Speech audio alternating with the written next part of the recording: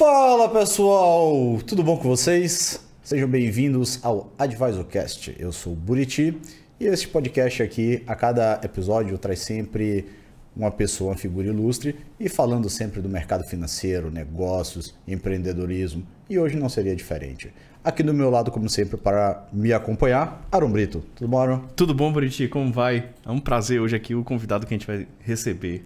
A convidada, porque se vocês não sabem, as mulheres representam 57% dos empreendedores no Brasil, ou seja, existem mais de 30 milhões de mulheres no Brasil empreendendo. Pena que muitas dessas mulheres não conseguem ter uma renda elevada, chega-se a um teto de mais ou menos 5 mil, isso é a grande maioria, mas aqui nós temos uma que quebra todo esse modelo. E vai poder te dar várias dicas e informações e mostrar como uma mãe conseguiu empreender e se superar com todas essas adversidades que existem no Brasil e para as mulheres. Seja bem-vinda, Zaza Souza. Olá, boa noite. Primeiramente agradecer a vocês, a Buriti, a Aron, né, pelo convite e agradecer aos seus espectadores.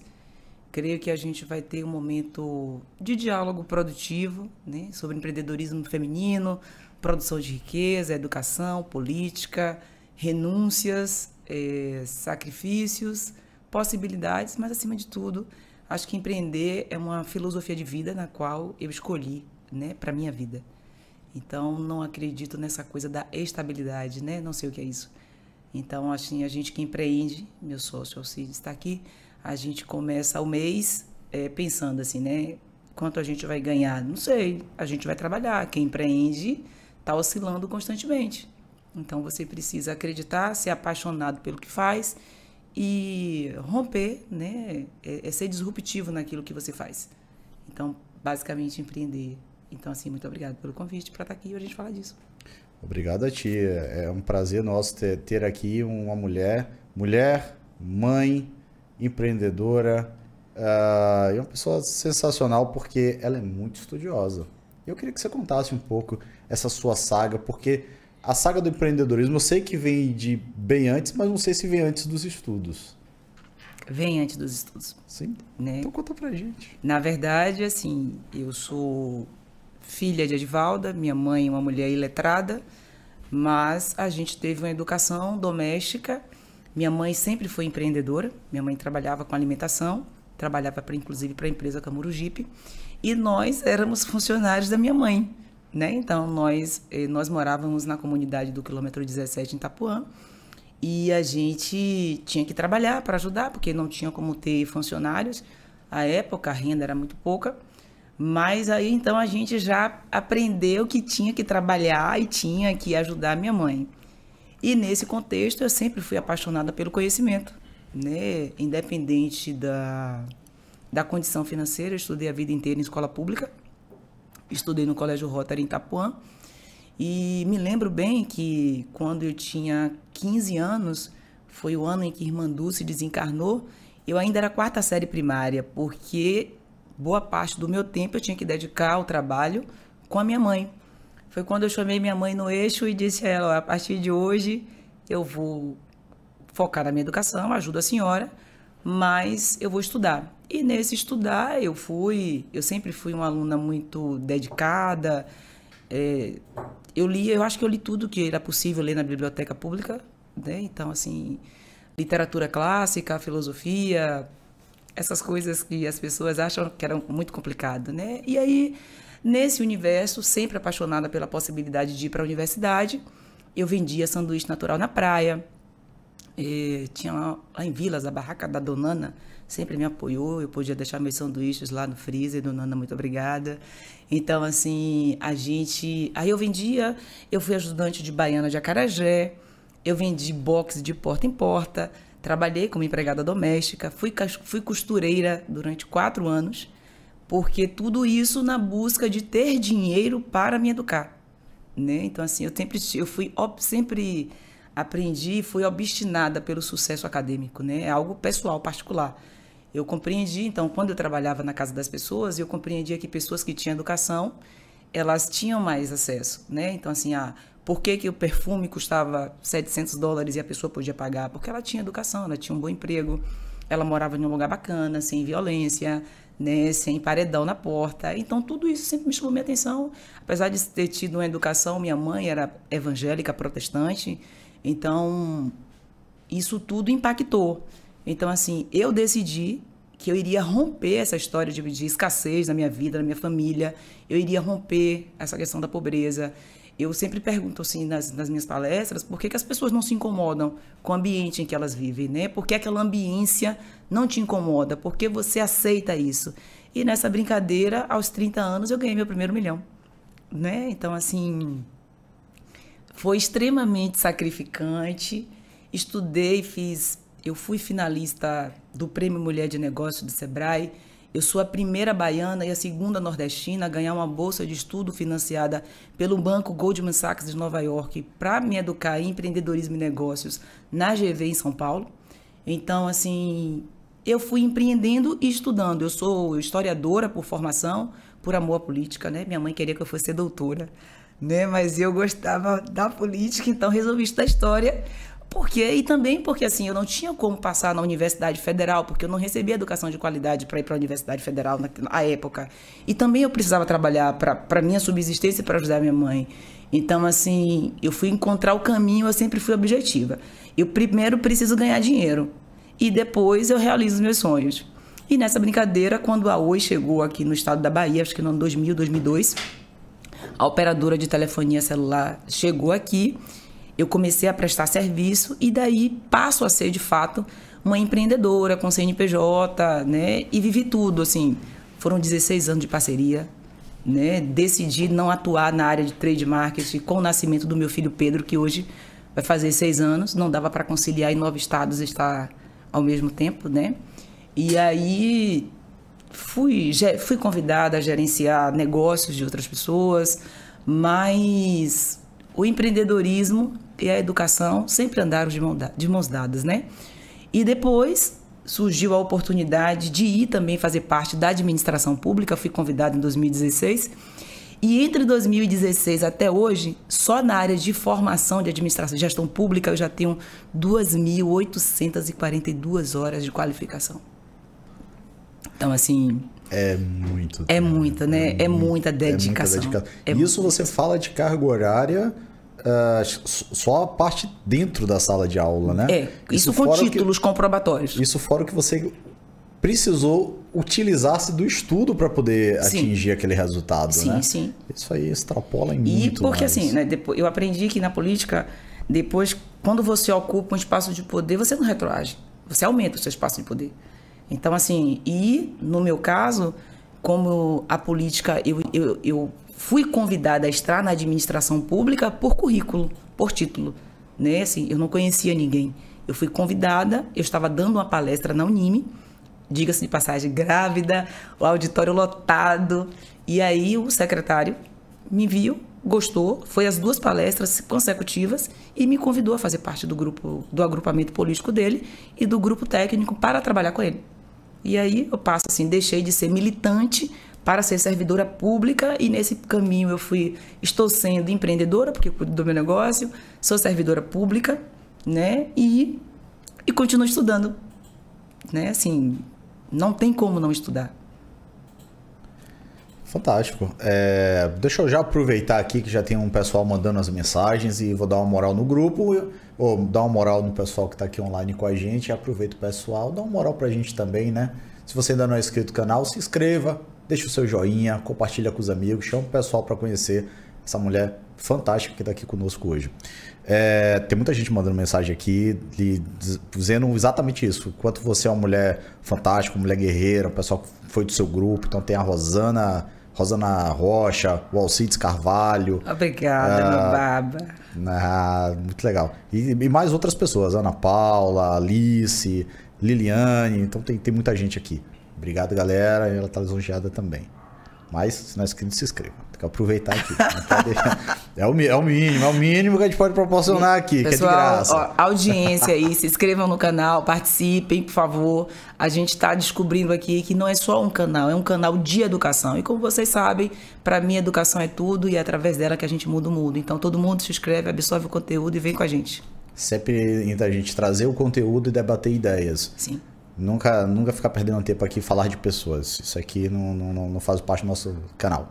Então tem uma pergunta logo aqui, primeira aqui que eu queria fazer do pessoal. Vou dar moral para eles, que eles estão dando moral pra gente lá no canal, né? Se inscrevendo. A Rosana Rocha, ela pergunta aqui, como fazer uma análise do mercado para empreender?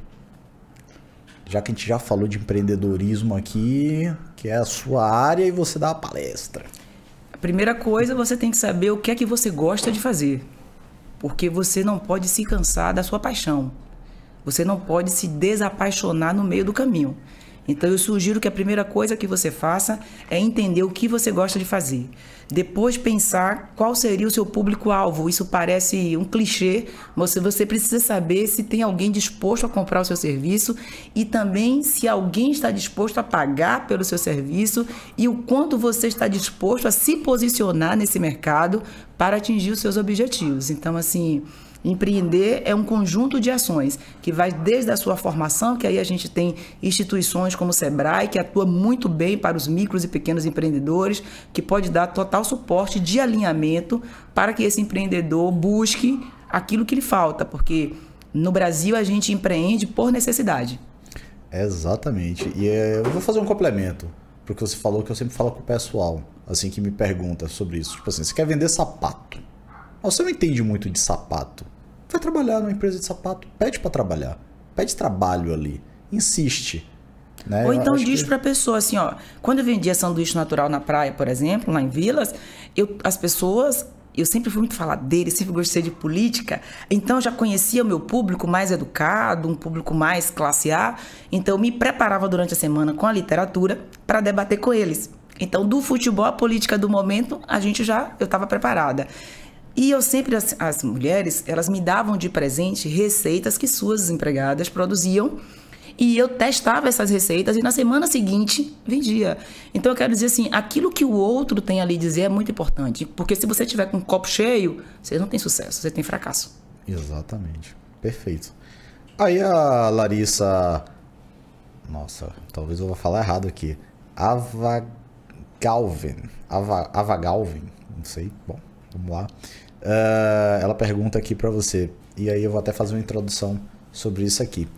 70% das mulheres que entram para o empreendedorismo é a partir do momento que elas se tornam mães, né? Então, dito esse dado, com a sua vasta experiência, Zazá, qual a maior dificuldade da mulher para empreender hoje? A maior dificuldade que nós temos é capital de giro, né? Porque assim, nós vivemos de um processo escravocrata de 300 anos.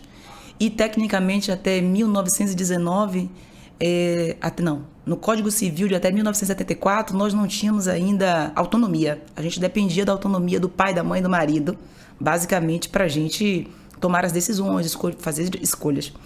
Então, assim, a gente precisa de uma política pública que fomente um capital a fundo perdido, para que essa mulher possa ter esse recurso para empreender. Porque eu costumo dizer assim, a mulher quando empreende, quando ela não tem uma produção de riqueza, quando ela não tem um marido para investir, um pai, uma herança, aí ela tem aquela casa. Aí ela pega aquela casa e dá no banco lá, como garantia. Se por acaso dá errado, ela perde a casa, a dignidade, o negócio, ela perde tudo.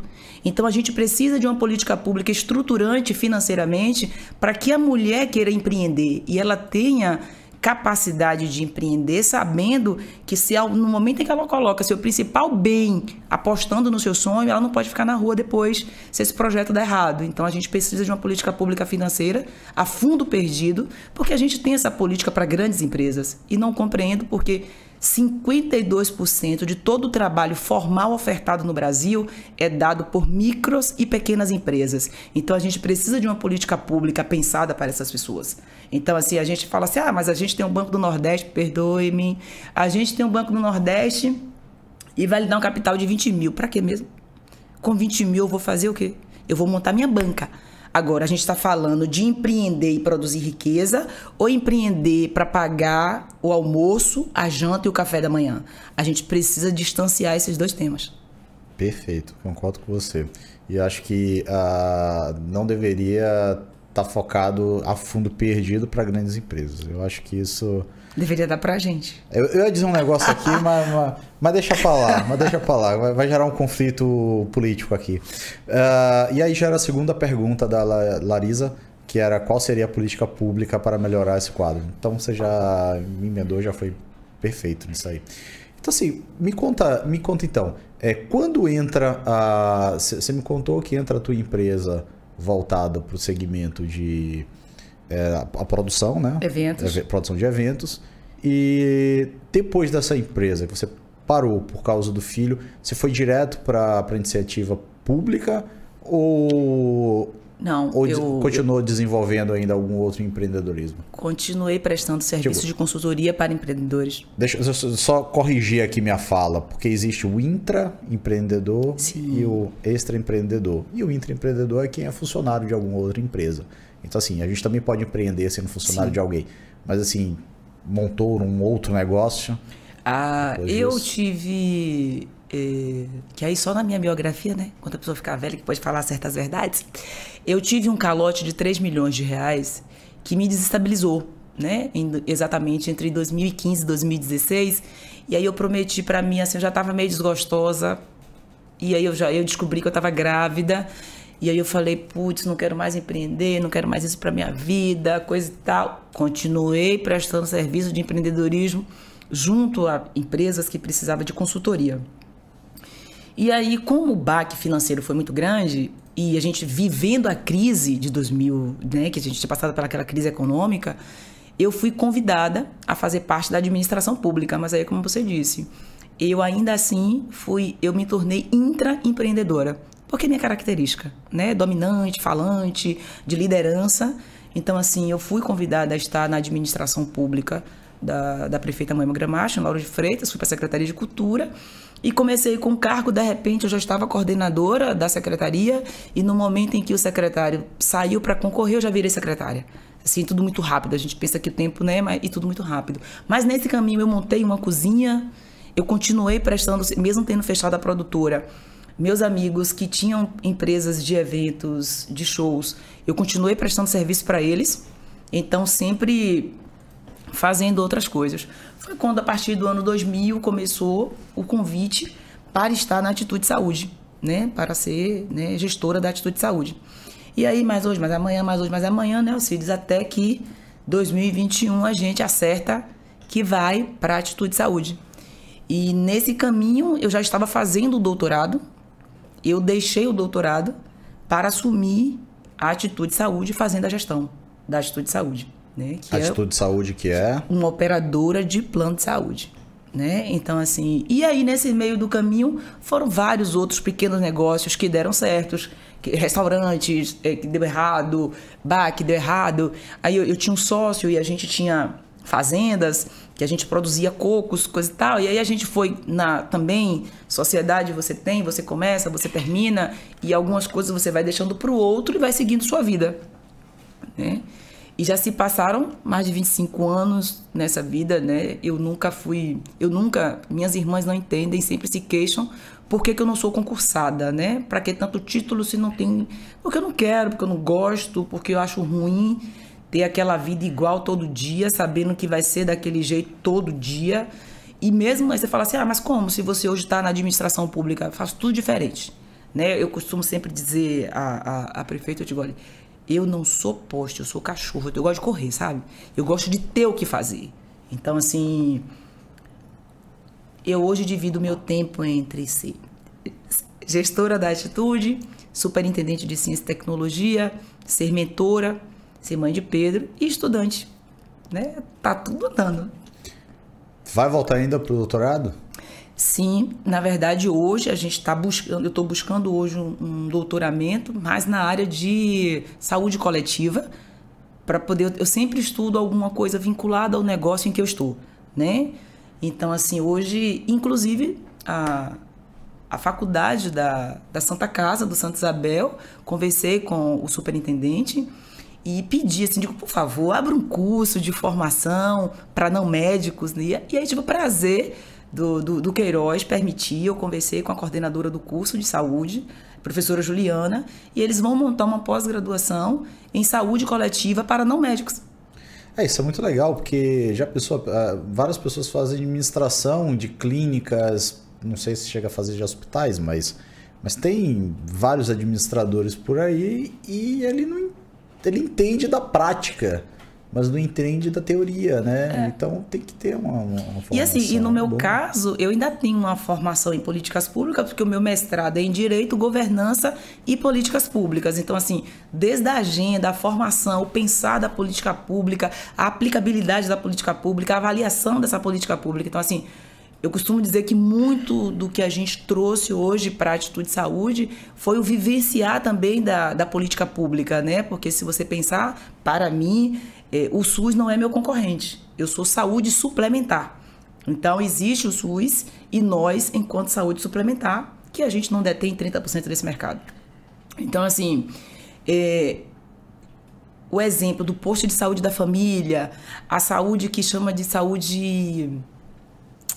A saúde básica é um exemplo importantíssimo e que hoje a ANS preconiza que nós, enquanto operadora de saúde, podemos ter as APSs fazendo basicamente um modelo de negócio que é o posto de saúde da família, ou seja, um médico generalista que vai cuidar dos pacientes, porque o custo do plano de saúde, do negócio, está muito caro e nós no Brasil não sabemos usar plano de saúde. Né? Então, é um programa que a gente precisa ter. Plano de saúde, como usar. Né? A gente precisa pensar nessa outra educação, porque a gente estando lá, quanto empreendedor, a gente também descobriu, conversando com você, eu falei, Alcides, a gente tem que ter um programa aí na internet que a gente vai chamar Plano de Saúde, como usar. A gente precisa educar o usuário, não é porque a gente não quer que ele consuma aquilo que ele comprou, é porque no momento que ele consome com consciência, ele não vai ter 30% de reajuste no final do ano. E se tiver o reajuste de 30%, ele sai e volta para a fila do SUS. Isso é verdade. Então, assim, agora eu queria entender, qual é esse uso não consciente que tem sido feito? Por exemplo, eu vou em você, que é médico, faço os exames, não vou buscar. Tá. Nunca vou. Aí, decido, esqueci. Aí eu vou em Aro. Em outro momento. Que é médico também, da mesma especialidade daquele outro, e vai pedir o mesmo exame. Pois é. Aquele já perdeu a validade. Não serve. O Hospital Albert Einstein publicou um artigo em que ele diz que 60% de todas as cirurgias solicitadas, elas são desnecessárias. Então, a gente precisa pensar no prestador, que é o médico está na ponta, que dá a solicitação do exame. A gente precisa pensar no usuário e a gente precisa pensar na rede. Nós somos um tripé. A gente precisa, se a gente não tem um bom uso do plano de saúde, ele fica muito caro. Se eu uso de qualquer jeito, eu fico devendo muito para a rede. E no final, quem paga a conta? Então, a rede não pode ficar no prejuízo. O usuário tem que ter acesso à saúde e todo mundo tem que lucrar, porque a gente não está fazendo caridade, a gente está empreendendo para produzir riqueza. Eu nunca tinha pensado que o aumento do plano de saúde tivesse essa correlação. Não tem, Alcides? Tô certo. Interessante.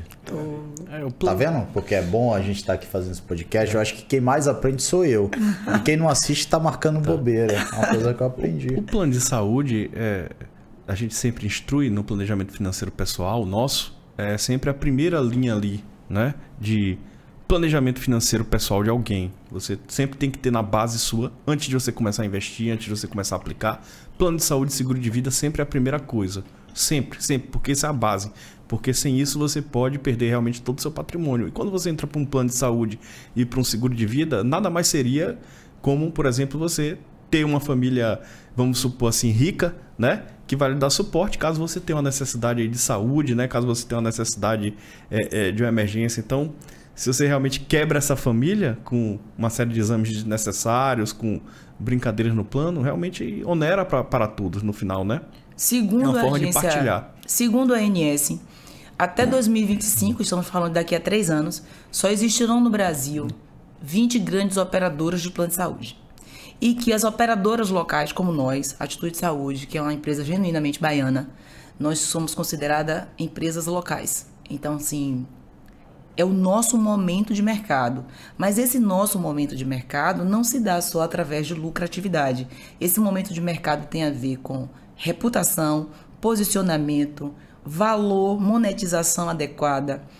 O diálogo com o profissional médico precisa ter ética e ele precisa atender o usuário de forma humanizada, porque eu preciso dessa reputação para que eu continue vendendo, para que o cliente volte para minha casa. Então, assim, é um emaranhado que não pode encontrar o caminho do desequilíbrio. Precisa ser bom para você que comprou o plano de saúde, bom para mim que estou lhe vendendo e bom para a rede hospitalar que lhe atende e para os médicos que lhe atende. Se não for bom para esse conjunto, e aí a gente ainda tem lá na ponta o corretor que vende, se não for bom para essas 5, não funciona. Então, quando você usa de forma irregular, você faz os exames, 30% dos exames que você faz você não busca para saber se deu positivo, se está negativo, se você está dodói, se você não está. A gente agora que começou esse conceito de saúde preventiva, porque a gente tem um modelo de saúde curativa. Né? Então, a gente pensa em curar, a gente precisa prevenir. Porque se você previne, o custo é baixo. Né? Aí o cara só vai para emergência se não tiver jeito. Mas, se a gente deixar o usuário, hoje a gente tem, na nossa política de qualidade, a gente tem o que a gente chama de enfermeira volante, que é aquela profissional, a gente investiu em tecnologia, aquilo que a gente estava falando mais cedo. A gente investiu em uma tecnologia que hoje consegue fazer 15 exames aqui em você agora, desde a ultrassom fetal, né, a exame de sangue. Para que isso? Para que a gente possa rastrear aquilo que poderia nos causar prejuízo no futuro. Tem uma... Eu não sei a viabilidade para isso, mas vou perguntar aqui para você.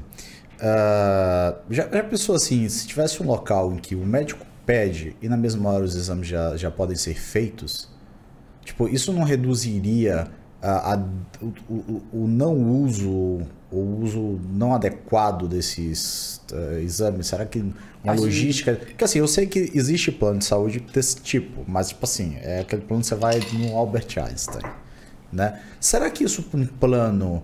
eu não sei como é que seria o nome. A gente faz o caminho inverso. Onde atende, não realiza. Por quê? Porque a gente ainda está no processo de educação. Porque tem médicos, por exemplo, que tem determinadas unidades de saúde, que o médico precisa bater meta, ele precisa realizar X exames. Então, o que a gente pensa? Onde atende, não realiza. Porque se realizar naquele momento, o médico vai fazer o maior número possível de procedimento, porque ele vai ganhar mais com isso. Então, onde atende, não realiza. É ao contrário. Entendi. O que você está falando é extremamente inteligente. Eu participei de um encontro de líderes de saúde. Tava o Grupo DASA, o Bradesco, o Mater Dei, mas aí os caras são milionários. Eles investem em startups para fazer isso aí que você fala, né? Dar esse recolhimento imediato. Mas no nosso caso, que nós somos uma empresa menor e a gente precisa buscar sustentabilidade, porque você está falando do Nordeste e a minha per capita nada tem a ver com a per capita do Sul ou do Sudeste do Brasil. Então, assim, nós somos uma região mais empobrecida, então eu tenho que ter cuidado. Aqui o valor, 30% das pessoas que têm plano de saúde tem porque são por força de convenção coletiva. Se você observar, existe no mercado todo um movimento hoje onde não se vende mais planos de saúde individual.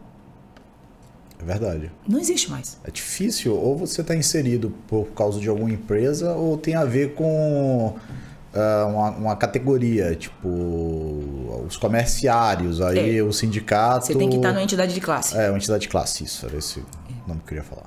Entendeu? Perfeito. Por quê? Mas por quê? Porque nós chegamos a esse ponto, porque o nosso usuário... Eu empresto minha carteirinha para você, aí eu deixo para o outro usar, aí eu tô pensando que eu tô fazendo uma coisa boa. Mas a carteirinha não tem que estar com a identidade junto, tá?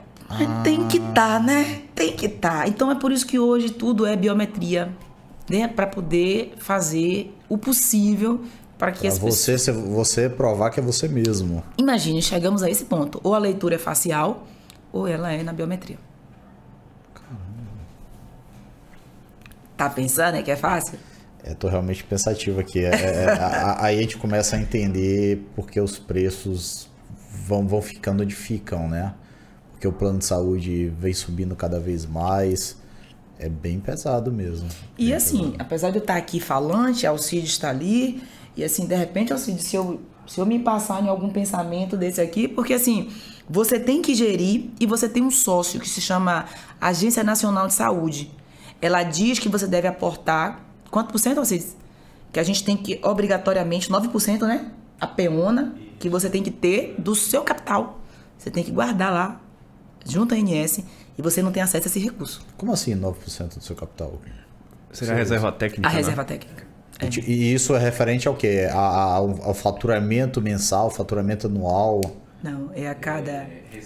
Receita anual. Receita bruta anual, você tem que guardar 9%.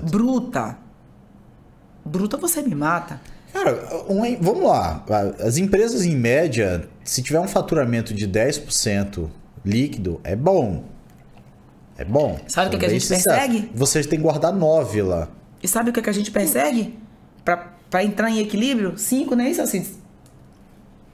A gente não persegue os 5. A taxa que fica líquida depois que você paga tudo. É por isso que eu tô falando assim, e a atitude, ela vem, o nosso nome corresponde àquilo que a gente acredita. A gente veio pro mercado com a atitude de criar seriedade, porque segundo a própria ANS e toda a historicidade de plano de saúde na Bahia, tirando as grandes redes da Apvida para cima, para baixo, tem uma historicidade dos planos de saúde em durarem 2 anos, 3 anos, aí o plano de saúde quebra o mercado, aí o mercado, a gente não tem credibilidade com o mercado, aí que se você quiser que seu plano de saúde atenda no hospital A, B ou C, o hospital quer R$500 mil de aporte. Juridicamente, não pode. Mas se na prática você não der, você não tem. Entendi. Deixa eu fazer uma pergunta um pouco mais... talvez capciosa, não sei. Mas o que você acha da questão da ANS, ela... Não, AMS, né? ANS, Agência Nacional de Saúde. Saúde, não, desculpa. Da ANS, ela dizer assim, ó, se é plano de saúde, você tem que dar pra tudo isso, pra todo mundo. Então... O rol de cobertura. O rol de cobertura tem que ser tudo, né? Tipo, parece que assim, ou é tudo ou é nada. Tipo, o básico, cada vez mais ele vem... O que ele considera básico, ele vem aumentando. O que você acha disso? Eu acho que o gestor que está do outro lado está fazendo política partidária, né? Ele deveria pensar na economia. Ele deveria pensar na estabilidade do negócio. Porque eu costumo dizer que quando você tem uma empresa, aí você tem que ver a capilaridade, o que é que você tem de impostos para você recolher para esse estado, o número de empregabilidade que você tem, porque quando você emprega uma pessoa, na verdade são 4, normalmente essa família tem no mínimo de 1 a 4 pessoas. Então assim, quando a ANS decide que os seus passos serão geridos por ela politicamente, é complicado. É por isso que uma das coisas que nós estamos batalhando é que eu espero muito em breve ter um assento lá também, né? Pra você ter ideia, a gente criou a primeira associação de plano de saúde do estado da Bahia. Não existia, né? Com a nossa chegada, nós criamos a associação e estamos convidando outras operadoras a fazerem parte, porque a gente quer ter um lugar de assento na ANS, a gente quer ter um lugar de assento no Ministério Público para decidir a questão da judicialização da saúde. Então, assim, são trocentas questões que a gente precisa resolver e a ANS, sendo apenas impositiva, não nos ajuda em nada. Eu acho que toda política, todo relacionamento é como um casamento, diálogo. Você precisa dialogar, né, com o seu consumidor. Nós dialogamos com o consumidor final, que é o nosso usuário, e a ANS que faz esse intercâmbio entre nós, entre aquilo que é legal e aquilo que não é legal, né, deveria ser um pouco mais criteriosa. Ela é excessivamente criteriosa, no sentido de legislação, mas o Brasil precisa ver o empreendedor não como um oportunista, né? A gente tem vergonha no Brasil de dizer que é empreendedor, que é rico, porque as pessoas acham que você é ladra ou ladrão. As pessoas acham que quando você empreende é para tirar proveito da capacidade do outro. O Brasil é o único país em que, se você atingiu a meta além daquilo que está preconizado do imposto de renda, você é multado em mais 10%. Você vai pagar a mais Você deveria ser parabenizado porque conseguiu gerar mais riqueza para o seu país, mais recolhimento de imposto. Não, aí você vai lá nos 10% a mais do imposto de renda. Eu acho um pouco complicado essa questão que você está colocando, viu, Zazá? Porque assim, você pode até talvez sonhar com isso, mas eu acho muito difícil você ter essa chance nesse tal assento. Porque assim, toda a nossa economia, se você vê, toda a nossa economia, ela é formada de um jeito onde você cria um muro legislativo muito alto, onde aqueles 4 grandes... pode contar, normalmente são 4. Normalmente os oligopólios no Brasil são 4 grandes. 4 grandes montadoras, 4 grandes bancos. Aí vocês vão pensando quais são os 4, né? 4 grandes operadoras de telefonia, 4 grandes de tudo. Você vai pensando aí, tá? Então, assim, nomeia-se os campeões nacionais do Estado. Cria-se uma legislação aqui que favoreça aqui todo mundo, né? Aqui nós 4, né? Que a gente forma aqui o oligopólio, né? O clã bancário, o clã telefônico, comercial e tudo mais. E pronto, e a gente suspende essa barreira legislativa absurda e vocês não vão poder subir. Mas aí a gente tem que fazer o quê? É em tudo, olha. Você tem isso no Banco Central, você tem isso na Comissão de Valores Imobiliários, você tem isso em Agência de Telecomunicação, Agência Nacional de Saúde, tudo é isso. Sabe que Tudo que tem uma agência envolvida. Tudo que tem uma agência envolvida é só para garantir. Tem 4 grandes. É só para garantir um oligopólio. Só. O Estado, ele garante oligopólio. Karl Marx dizia que o Estado... Ele dizia a seguinte frase assim: o Estado é um grande... ele falava assim que era um grande comitê onde a burguesia organiza seus negócios. E o Estado brasileiro é isso. Ele tá certo. É um grande comitê onde a burguesia organiza seus negócios. Então, assim, obviamente que eu não concordo com as coisas de Karl Marx e tal, mas isso ele acertou nessa análise. Entendeu? Ele falou certo. É isso. É um comitê. Essas grandes agências são comitês grandes. A gente não tem chance. Eu acho que se você, enquanto empreendedor, você não tiver a capacidade de sonhar... Não, claro. E aí, o que a gente tem que fazer? E aí, eu sempre digo, eu disse pra você, eu nunca me distancio o empreendedorismo da política. Né? Não ouso fazer uma coisa dessa, porque a gente sabe que só tem caminhos que a gente vai perseguir através da política. Então, se você está em determinado grupo político, em determinado caminhar político, a educação política que você tem, o capital político que você tem, eu aprendi que a vida é um jogo, cada um por si. Eu tô falando isso só pro pessoal de casa ficar revoltado. Deus contra todos mas eu acredito. O pessoal de casa ficar revoltado e querer fazer alguma coisa para mudar isso, né? Porque é complicado. Mas é complicado. Aí a gente volta pro nosso diálogo. Educação muda tudo. Muda. Se eu educo pessoas, eu tenho pessoas conscientes. Se eu tenho pessoas educadas, ela vai me cobrar aquilo que é dela de direito. Nós somos um Estado de direito, é constitucional. A Constituição diz que você deve tratar os desiguais de forma desigual. Então, você precisa pegar um país que viveu 300 anos de escravização. Você precisa pensar nessa população com educação, com moradia, com segurança. Agora, quais são os modelos que a gente faz dessas políticas públicas? É para a gente manter... eu costumo dizer que a democracia é um mecanismo excelente anti-guerra. Porque você votou em quem você quis. Você escolheu estar vivendo isso. Aí as pessoas dizem assim, você tem um político que você merece.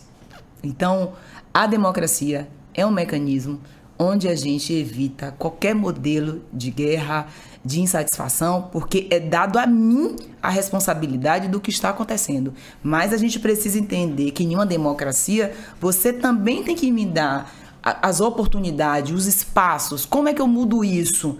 Então, através do voto direto. Mas em que eu vou votar? O que é que eu vou fazer? Como eu vou me posicionar politicamente? Eu tenho educação para discutir política com quem?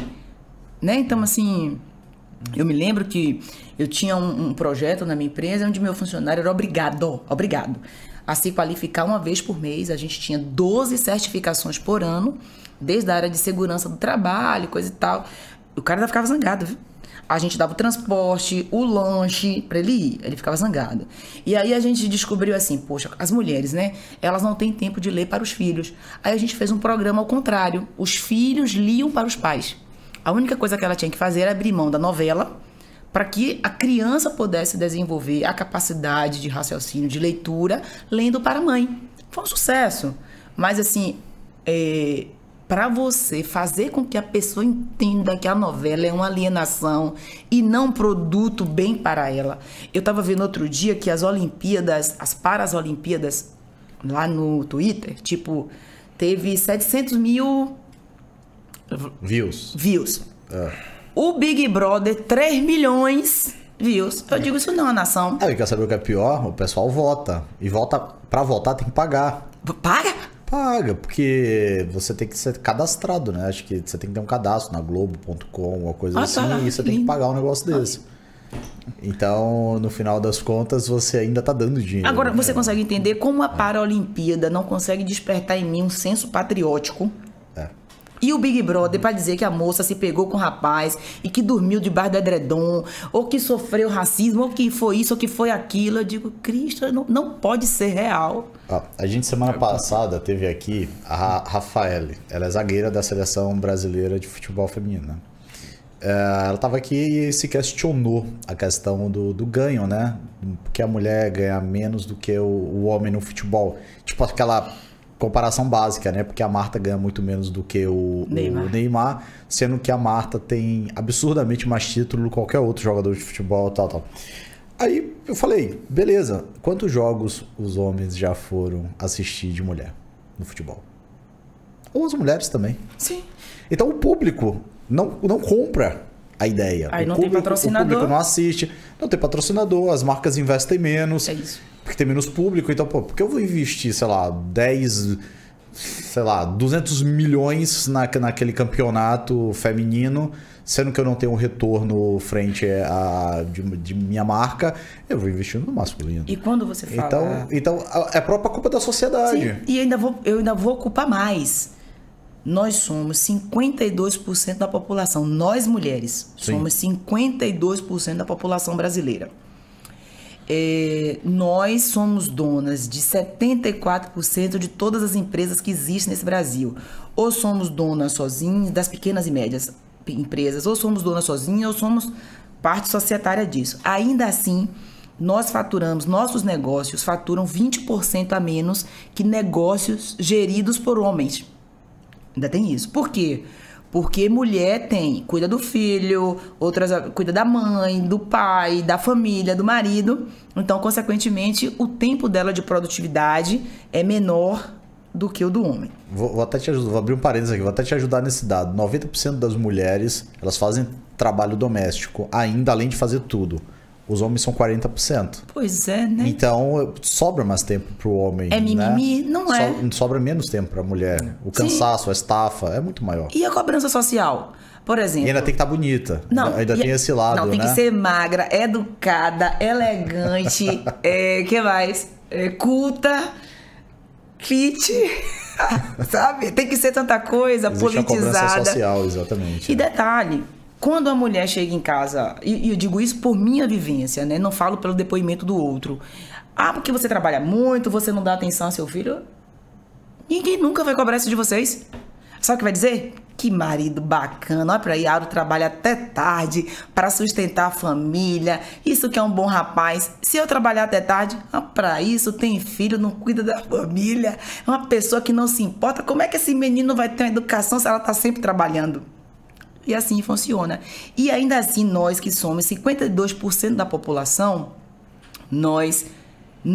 eu costumo dizer e digo publicamente para as mulheres, mulher não apoia negócio de mulher e mulher não vota em mulher. Porque se hoje a gente decidisse que o presidente do Brasil seria A ou B ou C, só precisava que as mulheres fossem as urnas e mudava o mundo. Né? Então, assim, a gente precisa entender o que também está acontecendo com essa população, por que o desinteresse, essa história de dizer que a gente não gosta de política, que a gente não gosta de cultura, tudo mentira, a gente gosta de tudo. Mas o sistema faz com que você se afaste, porque assim, é cada vez mais masculinizado. Assim, eu estava vendo o que aconteceu com a promotora de justiça, é impossível a gente não falar. Dizem que eu vou sofrer violência se eu estiver na rua. A mulher está na sua ambiência de trabalho. Aí o cara vai lá, espanca, chamou de puta, tá lá no vídeo pra quem quiser ver na internet. Desequilibrado, o cara é desequilibrado, sabe, assim, aí se toda vez que alguém ficasse desequilibrado, resolvesse espancar mulheres, a gente precisa ter ações assim. E eu não acredito mais nas leis, porque nós temos leis para tudo. E ainda assim nós somos o estado que mais mata mulher. A Bahia, né? A gente tá falando aqui agora a cada 1 hora. Tem mais homicídio do que tudo. Né? E daqui a 1 hora uma mulher vai ser estuprada. Né? E a gente sabe que se existir o terreno baldio que não está capinado, se faltar iluminação pública, tudo isso vai priorizar para que uma mulher seja estuprada. Mas cadê a política pública que inviabilize isso? Né? Se eu tenho esse dado, a Secretaria de Segurança Pública também tem. Tem. Eu já conversei aqui com o coronel da PM aqui, que trouxe ele, mostrou os dados, exatamente falando sobre segurança pública e a coisa... Então, eu acho assim, acho que nós mulheres já passou da hora, né? Ontem mesmo eu fiz um comentário assim, não é que eu esteja estimulando a violência, mas assim, se nós mulheres, apesar de todo um corpo legislativo, a gente não consegue ser protegida, a gente precisaria, meninas, reverter o movimento. Homens que batem e espancam mulheres, ou eles têm direito à prisão perpétua, a gente precisa executá-los, para que eles percam o hábito de matar mulheres. Essa parte eu acho que até concordo, sabe? Sabe, assim, alguma coisa precisa fazer com que o cara tenha medo de matar mulher, pô.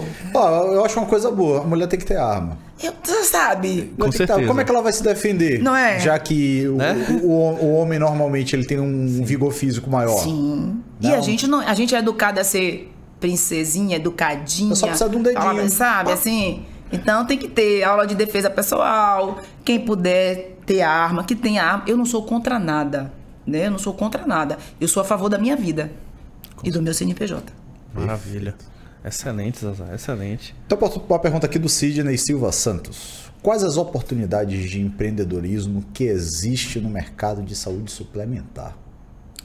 As oportunidades, eu vejo um bocado. Por exemplo... Olha, Sidney, anota aí que agora é a hora de você descobrir. Eu vejo um bocado, né? Eu converso sempre com o Cid sobre isso. A saúde suplementar, quando a gente está falando de plano de saúde, né? Da assistência ao plano de saúde, a gente está falando de clínica, a gente está falando de laboratório, a gente está falando de startups para fazer recolhimento de dados, análise de dados, para que você saiba pensar o futuro desse paciente. A gente está falando, eu acabei de falar para o Aro, a Associação de Médicos, teve uma associação de médicos que nos convidou para fazer curso de empreendedorismo para a formação de médicos que estão saindo da universidade, ou seja, o cara passa 10 anos estudando, fazendo residência, mas ele também precisa aprender a empreender, né? Tem espaço, eu vejo assim, na área de tecnologia, pensar as tecnologias, o sonho da gente, por exemplo, o aplicativo que dialoga com o meu usuário, mas não para marcar consulta, nada disso, só para saber das suas emoções. Então, assim, existe na área de tecnologia infinito e abundante, né?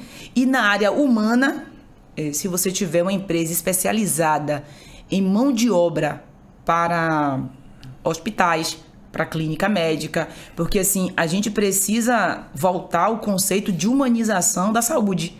A gente precisa tratar as pessoas, porque assim, qual é o primeiro contato do paciente com a clínica, com o plano de saúde? Uma pessoa, um ser humano. Então, existe a oportunidade de qualificação de mão de obra, especialização dessa mão de obra. Existe um espaço enorme, uma lacuna aí para educação, na área de educação, tanto na área de especialização, de atendimento, de formação. Eu estou falando de formação, de atender um telefone a ser um médico. Zazá, deixa eu lhe perguntar uma coisa.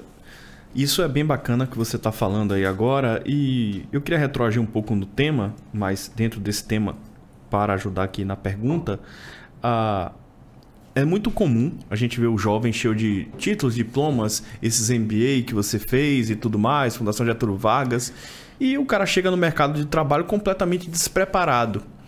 E sempre um tema, inclusive eu estava conversando aqui com o Renan, que é nosso produtor aqui do evento, sempre um tema que eu gosto muito de falar, é sobre a questão do conhecimento aplicado.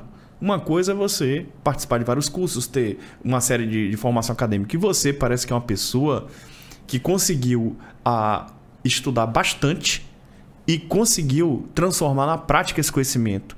O que é uma dificuldade para a maior parte dos jovens hoje. O cara se forma, não consegue aplicar o que estudou na faculdade. O cara toma um curso, não consegue. Faz o MBA, faz o mestrado, doutorado e ele fica nesse ciclo infinito de graduação, pós-graduação e ele não consegue aplicar. Qual foi o seu segredo? Como foi que você conseguiu fazer essas transições? Como você consegue aplicar o que você estuda e performar bem como você performa? Fazendo o que nós estamos fazendo aqui agora. Conversando, dizendo que não sei. Quando eu sei, eu sei. Quando eu não sei, eu digo, eu não sei não. Vou ali ver como é que faz. Né? Então, assim, eu me lembro bem que quando eu cheguei na Atitude, sabia nada, hein, Alcides? Nada de saúde suplementar. Pense que eu fui pesquisar. Eu digo, livro não dá tempo. Livro está ultrapassado. Vou ler artigo científico. Artigo científico, nós temos uma advogada, a doutora Silvana. Tem Sidney, que é nosso gerente assistencial. Eu digo, eu não sei nada. Você está aqui, todo mundo, bacelar. Eu preciso. Alcides, o que é isso? O que significa essa palavra? Como é que faz isso? Então, assim, minha sobrinha um dia me disse que a maior riqueza que nós temos foi termos nascido pobre. Eu nunca tinha entendido isso. Quem me disse isso foi minha sobrinha Richelle. Aí eu perguntei assim, por que isso? Zazá, porque a gente sabe fazer tudo. A gente aprendeu a fazer tudo. Então a gente sabe pedir por favor. E minha mãe me ensinou que quem não sabe fazer não sabe mandar, né? Então quem não sabe fazer não manda. Quem não sabe fazer, como eu posso cobrar uma tarefa se eu não sei como é que faz? Então o que foi que eu fiz? Eu nunca deixei, todos os dias eu oro e peço que a minha vaidade nunca seja maior que eu. Porque no dia que a minha vaidade for maior que eu, aí eu me perco. O que eu vejo hoje, e na internet eu vejo aí o insucesso de inúmeros jovens médicos, por exemplo. Sou médico, aí eles pensam, né? Semideuses do Olimpo. Hein, meu doutor? Médico pensa assim, que ele é semideus do Olimpo. E essa vaidade, em qualquer área, por acaso a gente citou o médico. Nessa área, se você se sente muito especial e que o outro não significa nada, você está perdido, fadado ao fracasso. Você tem que ouvir as pessoas, defender as pessoas, e no momento em que você deixar de olhar para o seu próprio umbigo, a minha vaidade eu me satisfiz na academia. Eu só uso termos eloquentes quando eu estou com os meus pares, porque não sou santa, tenho um pouquinho de vaidade também. Mas no meu cotidiano com as pessoas, inclusive um dos meus temas de dissertação foi a importância da linguagem simplificada para o direito, para o exercício da democracia. Porque se você não souber como falar com uma pessoa, eu vi outro dia uma jovem médica, Alcides, que já perdeu no conselho porque ela entendeu que a mulher grávida não poderia ter ido à UPA porque a mulher era ignorante, porque não sabia que a maternidade está aberta 24... Resumindo a história, perdeu aquilo, 10 anos de investimento, porque não tem a simplicidade de aplicar o que não sabe ser humano. Por isso que eu lhe disse a importância de nós sermos humanizados. Buda sempre dizia que se você precisasse da religião para ser um ser humano melhor, você está fadado ao fracasso. A frase não é bem essa não, mas eu juntei aí, ficou desse jeito. Se você precisar de algo para você ser uma pessoa boa, você não é. Se você me trata bem, trata o garçom mal, tem uma coisa errada. Se você trata sua funcionária mal, mas quando eu chego na sua casa você trata todo mundo bem, tem uma coisa errada. Então eu acho que a gente precisa pensar assim, o fato de ter nascido em uma comunidade periférica, ter estudado em comunidade periférica, ter laborado em diversas áreas que não tem importância social, me fez ver o mundo com outros olhos. E digo para você, acredito em reencarnação, e se eu tivesse que reencarnar, eu nasceria mulher, negra, periférica, só não poderia não ter a mesma garra, e a única coisa que eu ia pedir a Deus era para nascer de cabelo cuia, para não perder tempo penteando, sabe? Só isso. Mas no resto, eu viria tudo igual, com a mesma vontade, com a mesma gana, porque no momento em que você decide que você é um semideus do Olimpo, eu gosto muito de mitologia, se você decide que você é um deus do Olimpo, que você está acima de tudo, de todos, você já está fracassado. Então, performar com as pessoas. Na política pública, por exemplo, a gente trabalha muito com comunidades periféricas. E aí eu chamo as pessoas de minha tia, por favor, se não souber fazer, outro dia, minha filha, o que é logradora? Eu falei, minha filha, sei lá, é o nome da rua, bora. Aí botou assim, casa, aí a moça botou 2 quartos, sala, banheiro e cozinha. A linguagem que a gente tem, tecnicista, que não serve pra nada, não ajuda em nada, burocratiza tudo, eu não. Eu digo, não, minha tia, bora fazer assim. Aí às vezes eu brinco, eu digo, minha tia, a gente participou de um programa de regularização fiduciária, né, das casas, que é uma lei de 2017, que os municípios precisam, né, regularizar as unidades habitacionais, as unidades de cunho social. E aí eu chegava nas comunidades e a minha tia, cadê a conta da luz para provar que a casa é da senhora? Minha filha, não tem. A senhora quer que eu te ensine a roubar? A senhora já roubou a casa dos outros, agora não. Aí nessa brincadeira, você leva, a pessoa se interessa, entende o que você diz e participa junto com você. Né? Então, eu acho que é muito de você decidir, é uma escolha de vida. Aí já é um mérito seu com você mesmo, com o seu ego, com o seu crescimento. Eu decidi que eu não seria uma pessoa, eu seria intelectualmente acima da média, mas não seria acima da média em termos de vaidade. Maravilha. Isso é uma maravilha, porque a gente... você deu o exemplo do médico, né? Ela deu o exemplo do médico brincando com o sócio. Ele está aqui no estúdio. E a gente vê... Eu vejo muito isso na área de direito. Por causa dos termos, né? Como você disse aí, fiduciário, logradouro, né? E olha que logradouro é até uma coisa bem antiga. Não sei nem se é um termo... Se seria um termo rebuscado ou apenas porque é um termo arcaico, né? É que ninguém sabe o que significa mesmo. Né? Exato. Isso também vem por exemplo, para o mundo das startups, os startupeiros, né? Tudo em inglês. Tudo utiliza os termos em inglês e tal. Então, assim, eu tenho um hábito, eu já fui... Você falou de mentor, eu já fui mentor para alguns programas de startups, inclusive do Hackathon, né, da NASA. E é muito interessante, né? Porque os meninos iam falar comigo e eu ficava na sacanagem. Eu faço de sacanagem mesmo. Mas traduz aí. Quer dizer o que isso daí? Eu não sei se eles achavam que eu era burro por não saber ou se eu estava sacaneando com eles. Mas eu estava dando para eles uma injeção de dizer assim, cara, a gente está no Brasil.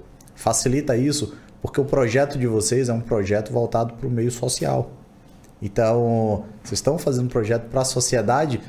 e mais numa sociedade voltado para baixa renda. Então, você quer que eles entendam desses termos? Isso tá uma puta sacanagem. Então, você tem que saber o que é em português. E, pasme, vários não sabiam nem traduzir o que era aquilo. Mas achava bonitinho. Se engasgavam. Né? Não, ele sabe o que quer dizer. Mas ele não consegue converter para o português. Tá tão acostumado naquele meio, né? E eu tenho uns sócios, né? Se vocês estiverem me ouvindo... Que aí eles têm o hábito disso, né? Eles são, tipo, eu chamo a geração alecrim dourado, né? Ah, porque o compliance, é porque o business, é porque o play... Tipo assim, não, realmente é uma turma que é o que o Aaron falou, é uma turma que tem realmente uma bagagem de estudo muito grande. Digamos assim, eles muito maior do que a minha. Em tempo talvez não, porque eu estou na faculdade há muitos anos. Estou na faculdade ainda. Eu já perdi o tempo, bota aí, uns 18 anos eu acho que eu faço faculdade. Mas assim, eles têm mais especialização, né? Então foi faculdade, pós, mestrado, coisas do gênero. Mas, então entra naquele mundo muito forte. Aí, de repente, vai trabalhar num local que tá dentro daquela bolha, daquele sistema ali. E ficam os hábitos, né? Os hábitos de falar as coisas daquele jeito, daquela forma. Isso, você tá criando um muro para várias pessoas. Que, muitas vezes, a pessoa não tem acesso àquele caminho, mas você criou um muro para eles ali. E, de repente, ele poderia te dar um toque para alguma coisa que você poderia utilizar lá na frente, né? Falando isso, eu lembrei de um exemplo. Isso foi numa área de petróleo, assim, e tal, que um rapaz, ele ia fazer a visita dos campos de petróleo e é normal, todo mundo vê aquele cavalo que chama de cavalo mecânico, né? Aquela unidade de bombeiro, ela sobe e desce. Então, de longe você vê que ela está funcionando. E quando é uma bomba que ela só faz girar, como é que você faz para saber? Você chega do lado dela e você não sabe. Você só vai saber se você ouvir. E é a única forma. Então você vai ter que se deslocar. Não é emergência, você sabe? Parou o poço. Como parou o poço? Qual é o poço que parou? Você não sabia, né? Na época não tinha essa tecnologia. Hoje você tem uma tecnologia associada a cada poço que você sabe onde o poço parou. Você não sabia naquela época. Tipo, eu tô falando coisa de 20 anos atrás. Microfonezinho. Sabe o que ele fez? Num dia lá, de final de semana, num momento assim, ele pegou tambores e cortou os tambores em quadrados retangulares. Não, quadrados não, né? É retângulo, em retângulos, né? E ele foi lá, fez 2 cortezinhos no meio, enfiou dentro do pistãozinho que gerava assim do lado de fora. Então como é que você sabia se ele estava funcionando ou não? Você vê aquilo girando, um ventiladorzinho assim. Tá girando, de longe você vê as aletas. Então, você vê, tá funcionando. O outro ali, aquele é que tá parado. Vai lá e já vai direto no que causou, no que tá com problema. Então, assim, se as pessoas que estivessem lá não tivessem a humildade de ouvi-lo, que era uma pessoa humilde, nem sei se ele tinha alguma formação, sei nem se ele tinha terminado o 2º grau. Mas foi lá, ouviu aquela pessoa e disse, putz, mas essa ideia é burra pra caramba. Você sabe fazer? Vai e faz. Vai, faz, e aquilo ficou lá por muitos anos, até realmente a tecnologia chegar e colocar lá, porque aí é mais rápido ainda, é tempo imediato. E isso você traz, na verdade, o que está na moda, né? Inovação. Eu costumo dizer para as pessoas assim, mas a inovação e a tecnologia, eu digo, meu filho, inovação é pegar o que você está fazendo e fazer de um jeito diferente. É assim, Zazá? Eu digo, a gente vai inovar. Por exemplo, a gente pode inovar, né? No setor público, como é que você inova? É muito engessado, é muito burocrático, mas a forma de eu atender o munícipe, o usuário, o pagador dos impostos, ouvindo, dando atenção, disponibilizando canais de comunicação e fazendo com que ele se sinta parte de um processo colaborativo, eu estou inovando. Mas as pessoas acham que inovar e tecnologia é fazer aplicativo. Né? Tem que estar criando alguma coisa. Outro dia eu participei de um startup Winked e lá em Lauro de Freitas, e o pessoal identificou que 54% das pessoas portadoras de deficiência não tinha acesso ao mercado de perfumaria, de beleza, porque as pessoas entendiam que eles só precisavam de prótese, de fraldas, né, na área de medicamento. E aí descobriu um universo de beleza, fitness, e os meninos ganharam porque eles trouxeram essa ideia, né, no Startup Winked lá, que foi uma iniciativa do Vale do Ipitanga, produzida pela sociedade civil. E aí a gente falou para pensar assim, aí todo mundo depois falou assim, porra, por que ninguém pensou nisso, né? E um monte de gurizinho chegou e teve essa ideia, né? Outro dia eu falei assim, você chega na padaria hoje, aí o cara quer inovar, aí o dono da padaria contrata o consultor, gasta 20 mil e quer inovar. Aí eu observo a inovação, né? O consultor vai lá, ganha o dinheiro dele, coisa e tal. Aí eu fico pensando, né? Eu adoro pão francês. Não tem sequer um relógio dizendo na padaria o horário das fornadas. Não tem. Vai numa padaria e me diga que tem lá um relógio dizendo assim, ó, próxima fornada. Isso é inovação. Tem uma cafeteria que ela manda no aplicativo, a fornada saiu do cookie. A fornada do pão de queijo está pronta. Que bom, tem. Eu não conhecia essa. Tem. Aqui? Tem aqui, ó. Tá, claro. Essa faz isso. Pois é, mas aí, você tá vendo? Porque você tá nesse universo. Mas hoje, você não sabe. Você chega na padaria e você não pode sequer se programar para comer um pão fresco. E o cara quer inovar em quê? É verdade. A gente precisa entender que inovar pode ser o mínimo, o básico, o simples, aquilo que você observa do comportamento do seu consumidor. E muitas vezes as pessoas querem inovar, querem empreender. Eu quero empreender de forma diferente. Eu digo, como, menino? O que é diferente? O ambiente está limpo, o banheiro para o cliente usar está limpo, está adequado, tem papel higiênico. Poxa, Zazá, isso é o mínimo. Eu estou lhe perguntando se tem. Porque se tiver, já é um bom começo. A gente até olhou, né, uma loja que vendia uns doces exóticos, tudo mais, tal, né? E justamente o problema que caía era esse aí, banheiro sujo, a loja suja, mau atendimento, né? Fazia os doces diferentes e gerou um escândalo, né, com tudo isso aí. Mas, o mínimo. Exatamente. Aí a pessoa quer inovar, não tem capital de giro, quer fazer uma fachada gigante, vai atrair uma multidão, não tem capacidade técnica de atendimento. Aconteceu exatamente isso com esse negócio. E parece que vai ser vetado isso aí, viu? Vai ser proibido, deu uma confusão já, uma legislação. Mas você tá falando dessa questão de palavreado. A primeira vez que eu me bati com as palavras Angel Investment, investidor anjo, Private Equity e Venture Capital, né? Capital de aventura, Private Equity, aquela empresa que já tá mais madura ali, né? Assim, não, tem um fundo aqui de Private Equity, Venture Capital, não sei o que lá. Eu disse, sim, meu amigo, mas diga aí, o que é isso aí, afinal? Porque isso não existe no Brasil. No Brasil, você tem um fundo de ações, você tem um fundo multimercado, você tem um fundo de renda fixa, você tem um fundo imobiliário, você tem um fundo de participações. Isso é o quê? Isso é um fundo de participação. Não existe esses nomes aqui no Brasil. Então o cara vinha com esses nomes, né? Obviamente que eu sabia que eram categorias, né, de etapas da empresa. Mas o pessoal inventa e acredita que existe, né, o fundo de Venture Capital, o fundo de Private Equity. Não existe isso. É fundo de investimento em participações. Ponto. É isso que existe no Brasil. Não existe esses nomes. Mas sabe o que existe hoje em dia? Não. Todo mundo tá lá no Instagram, ele deu uma fórmula da riqueza. Aí eu me acabo de rir, que é assim, ó, aí a pessoa, aí aparece. Aí eu penso, né? Coitado do empreendedor que acha que amanhã vai ser assim. Hein, Alcides? Quanto nos custou e nos custa criar uma reputação? Sim. Isso a rede social, né? Nós estamos inseridos nela aqui, literalmente, né? Nós estamos numa rede social transmitindo aqui. Estamos em várias redes sociais transmitindo, diga-se de passagem, aqui o programa. E o mundo digital tornou pessoas ricas realmente de uma hora para outra. E foi. Tá? Tem muita gente que ganhou dinheiro de uma hora para outra. E aí as pessoas começam a associar e achar que porque aquela pessoa ganhou, eu vou ser o próximo. Né? E achar que isso é fácil. Eu conheço vários criadores de conteúdo digital, vários influenciadores digitais. Cara, a pessoa não tem noção quanto essa galera trabalha.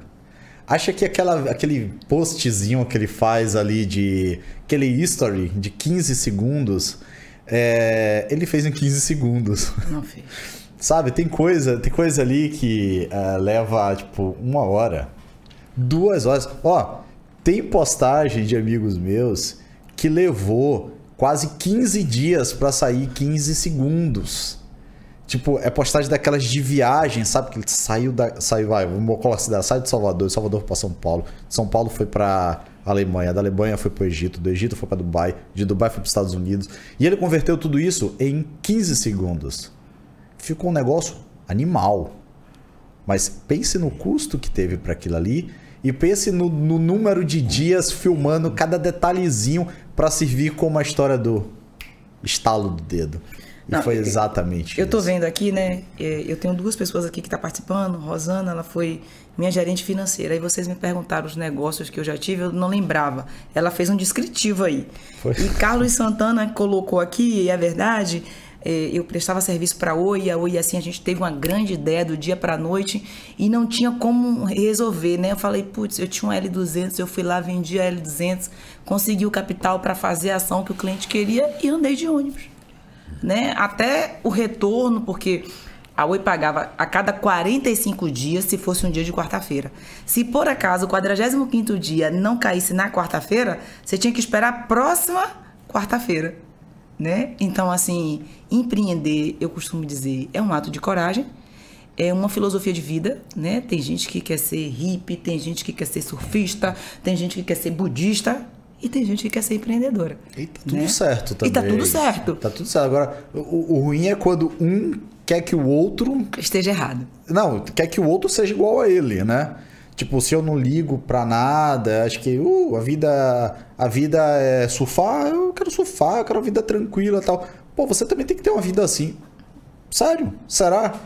Será que não precisa de alguém que faça como nós para você poder ter essa vida mais tranquila? Sim. E vice-versa. Será que a gente não precisa de pessoas assim mais tranquila? Porque se todo mundo fosse muito pilhado, nossa, a gente teria uma sociedade muito, muito louca, agitada, e isso poderia gerar muito atrito? E eu sempre digo assim, né? Quando assisti aquele filme que tinha lá os templários, não, esqueci, porque tem os maçons que sempre investiram, apoiaram essa questão econômica. Eu digo sempre que deve existir aí um mundo secreto de pessoas que define e decide um rumo da economia mundial. Porque observe que de tempos em tempos é imobiliário, depois é saúde, depois é isso, depois é aquilo, depois é tecnologia. Com certeza deve existir uma sociedade secreta por aí que diz assim, hoje vai dar certo ações no mundo. Amanhã vai dar certo petróleo. Depois vai dar certo moradia. Depois vai dar certo... Gente, eu tenho que ter, né, essa mão invisível do Estado. O Estado manda em nada. Quem manda é o capital. E eu fico imaginando que deve ter alguém, deve ter pessoas realmente muito ricas e que, assim, né, 1% de toda a riqueza, não, 99% de toda a riqueza do mundo pertence a 1% das pessoas que estão no mundo. Então, assim, eu acho que essa galera deve ter lá, assim, uns especialistas, assim, ó, hoje eu quero que livro dê certo, que educação dê certo, que curso de especialização dê certo, e de tempos em tempos. Então, eu quero que esse momento, as tecnologias disruptivas derem certo. Só pode ser, porque eu não acredito que as coisas acontecem assim, sem planejamento. E assim, um pessoal pergunta assim, eu vou empreender em quê? Observa o movimento dos últimos 5, 10 anos, o que é que a economia, o que planificou na economia, o que deu certo. A partir disso, você consegue fazer uma leitura do que poderá dar certo para o seu negócio, né? Eu tô buscando conhecer esse pessoal aí até hoje. Né? Eles estão guardados em algum lugar. Já tenho mais de 20 anos aqui nesse negócio e não conheci esse pessoal ainda até hoje. Mas você não acha que eles existem? Não.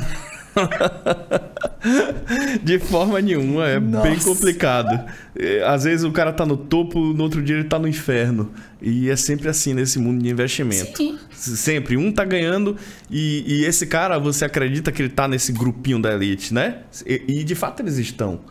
Mas de repente você vê ele perder tudo. Eu vi a Luísa Trajano, eu vi uma matéria que a Luísa Trajano não é mais uma das mais ricas, que não tá mais na Forbes. Eu falei, não, mas a mulher é podre de rica. Não, mas isso aí é valor de ação, né?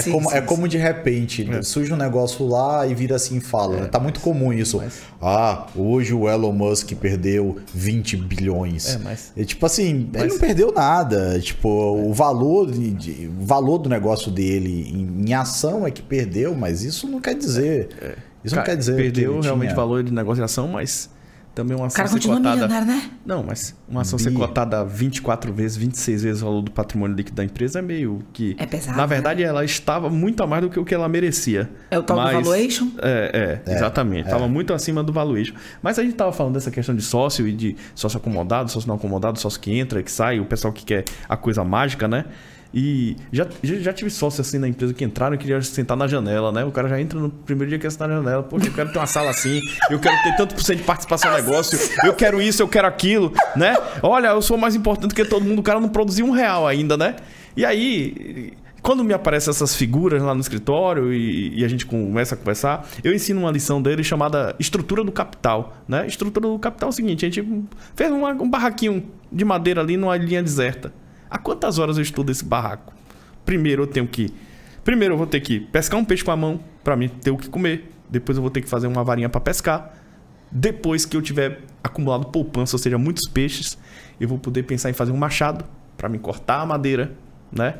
Quantas horas eu estudo machado até chegar no machado? Depois para cortar a madeira, para transformar a madeira em tábua, para fazer minha casa. Quantas mil horas eu tô? Então, assim, às vezes você tem que sentar com um rapazinho e dizer assim, meu amiguinho, olha só, essa cadeira que você tá sentado foi eu que fiz, tá? Eu comprei ela no supermercado, eu comprei ela na loja e eu que montei. Aquele quadro que você tá vendo ali fora foi eu que fiz. Aquela cafeteira ali foi eu que comprei. Isso aqui foi eu que fiz dessa forma. Essa pintura aqui, escolhi esse piso, entendeu?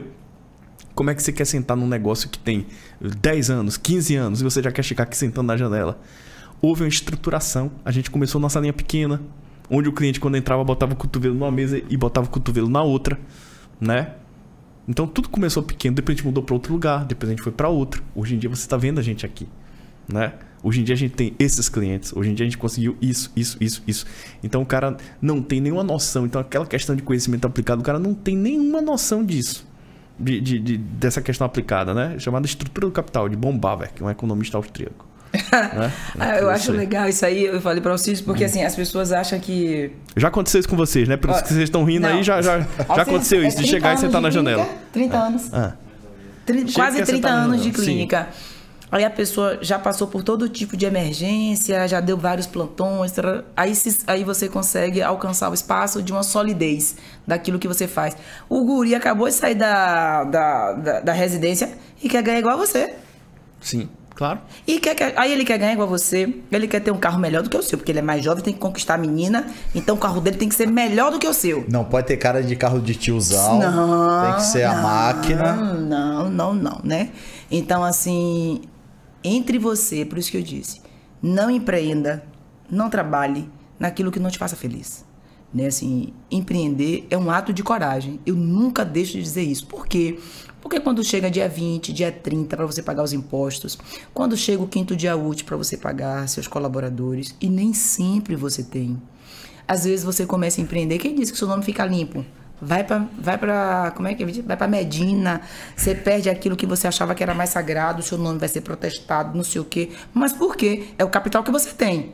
Aí você tomou o dinheiro emprestado, aí não deu para pagar, depois você vai lá, negocia com o banco, paga, se ergue, se reestrutura, você faz acontecer. Então, se você não for apaixonado pela ideia, eu costumo dizer que o empreendedorismo é como o batimento cardíaco, né? Eu não sou médica não, mas é assim, né? A gente sobe e desce, sobe e desce. Porque se fosse linear, ia ser um negócio sem graça, chato, morto. Só é bom porque amanhã eu não faço a menor ideia do que vai acontecer.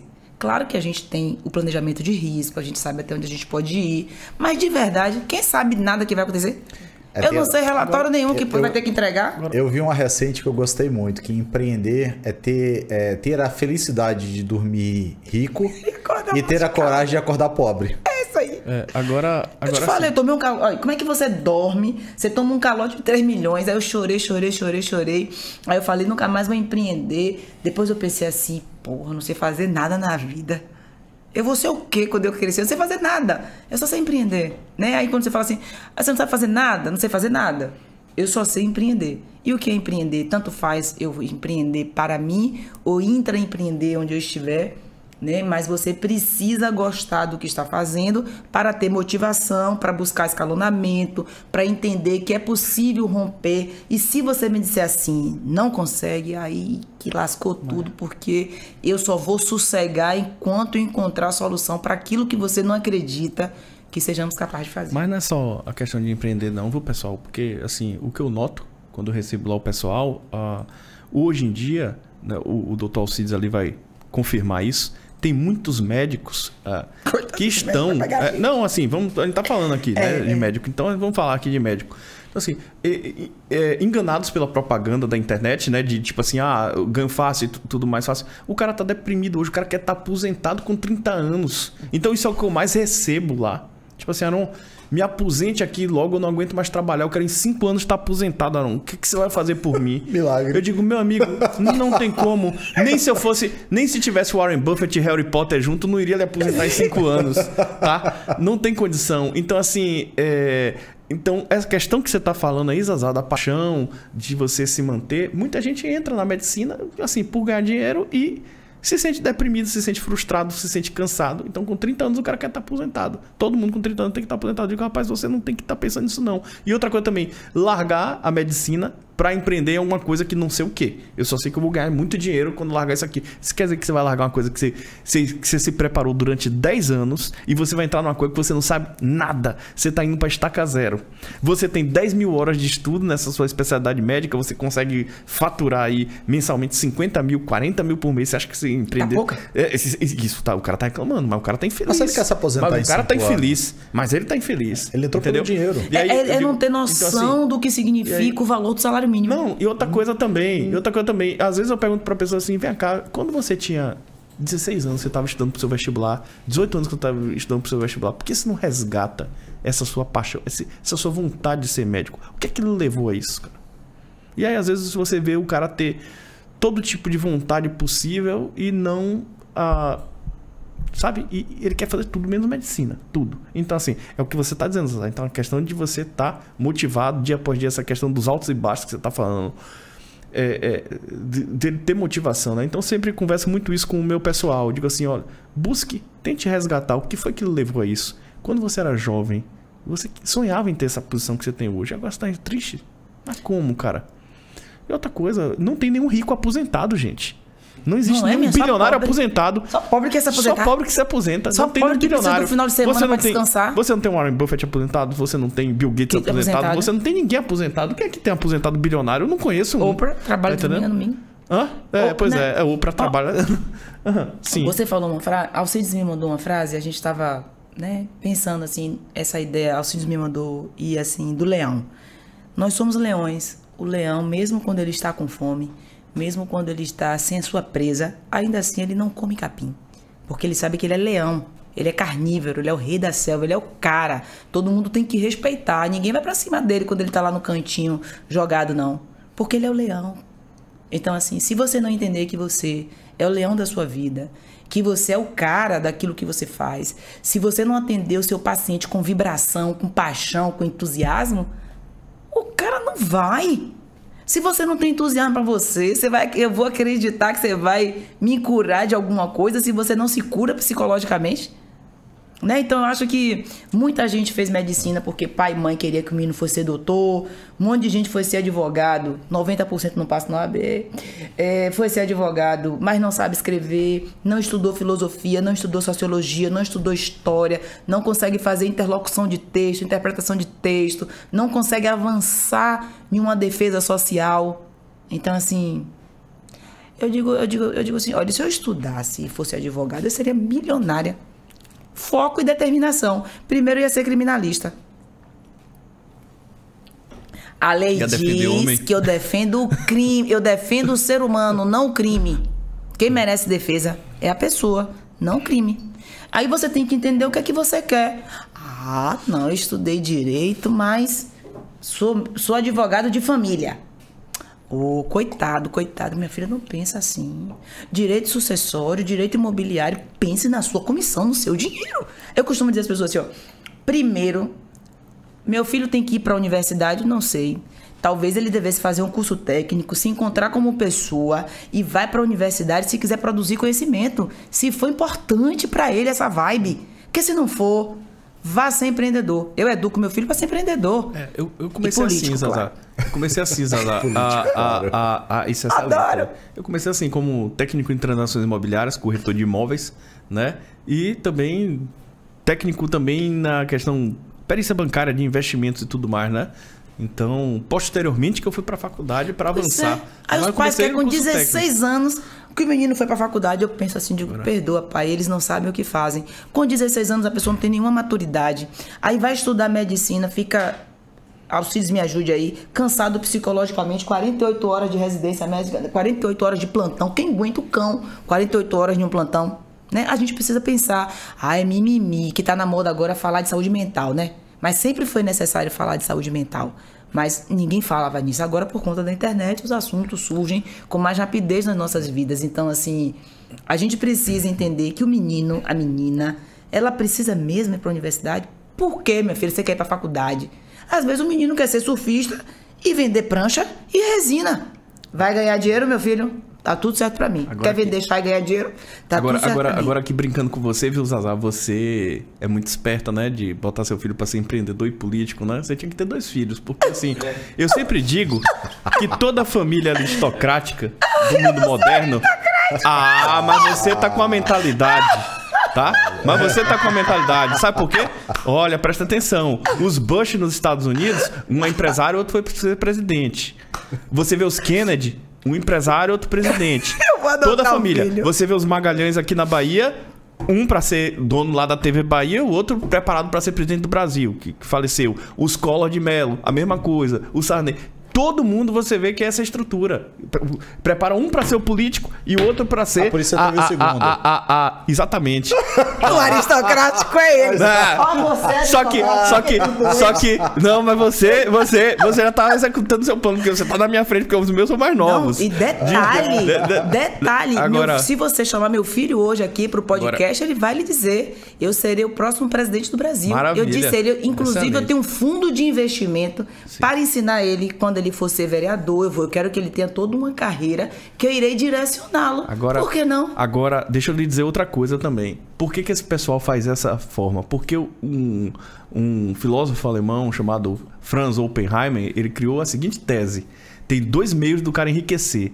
Os meios políticos, que é pela força e pela violência, usando o Estado para oprimir as pessoas e confiscar e tomar, né? Como... determinadas famílias que a gente, sei lá, falou aqui, tem concessões aí de televisões e tudo mais, né? Então você tem os meios políticos para enriquecer, que é através da violência, da força e da coação, e você tem os meios econômicos pelas trocas voluntárias e pacíficas, Né? Então só existem esses dois meios de você enriquecer na sociedade. Os meios políticos e os meios econômicos. E eu acredito, na verdade... Não, e assim, eu entendo que os meios políticos para enriquecer são inadequados. Porque esse não é o papel. Isso é politicagem, isso não é política. Porque no momento em que você se dispõe a ser um político aristotélico, você veio para servir. E agora que só no Brasil que você ganha mega salários, determinadas posições em cargos públicos da administração pública, quando na verdade deveria ser cargo de mercado. Não faz sentido um motorista do Senado ganhar 25 mil reais, pelo amor de Deus.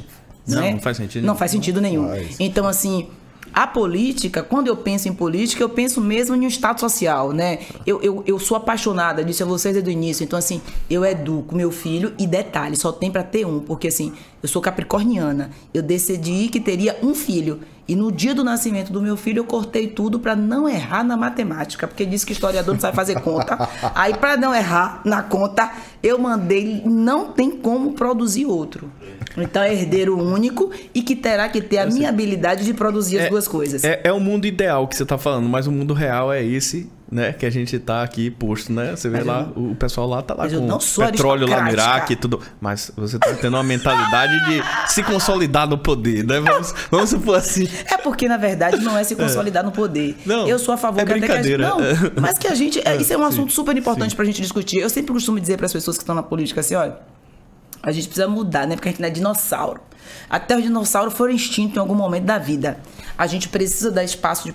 Eu super acredito, espiritualmente, religiosamente, que as crianças que encarnaram, que chegaram para aí, são as pessoas que poderão mudar este mundo que nós estamos hoje. Eu não acredito que a gente é capaz de mudar mais nada. A gente já tá no jogo, já tá viciado, a gente já tá assim, a gente tá na perspectiva da produção de riqueza.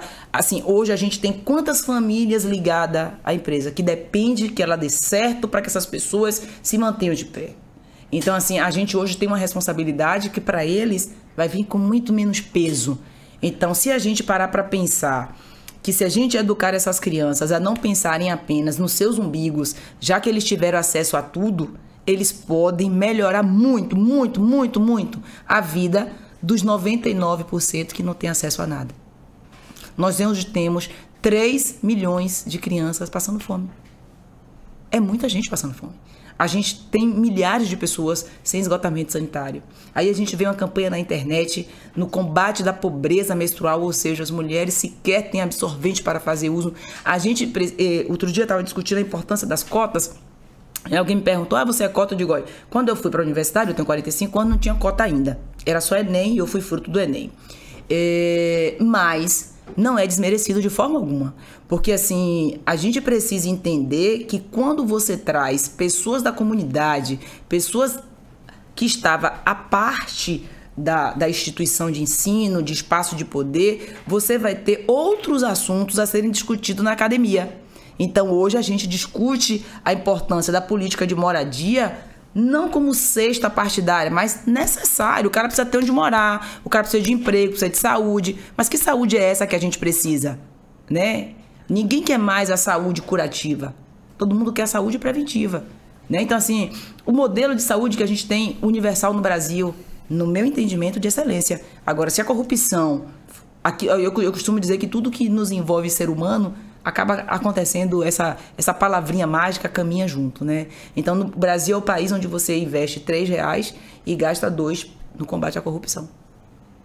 E você falou uma coisa aí que é bem complexa aqui no Brasil, da seguinte forma. Se eu estiver errado, vocês me corrijam aí. Um país que gasta, tipo, 600 milhões com educação, ano, e gasta 6 bilhões para fazer uma eleição... É meio ridículo.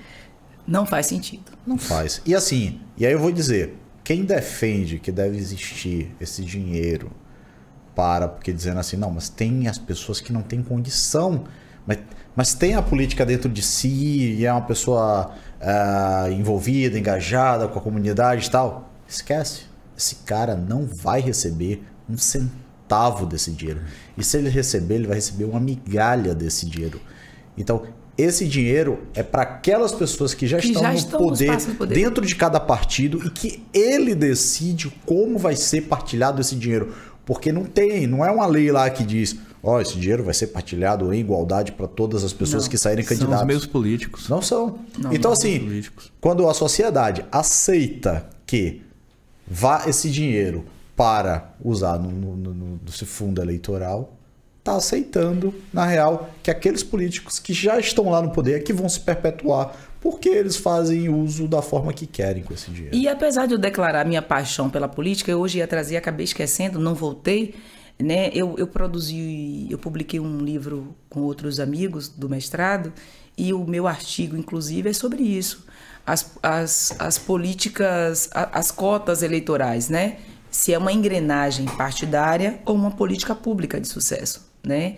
Então a gente precisa, o fato de eu estar ocupando um espaço de poder na política, eu compreendo que também é minha obrigação discutir esses assuntos assim mais auspiciosos. Maravilha, Zazá.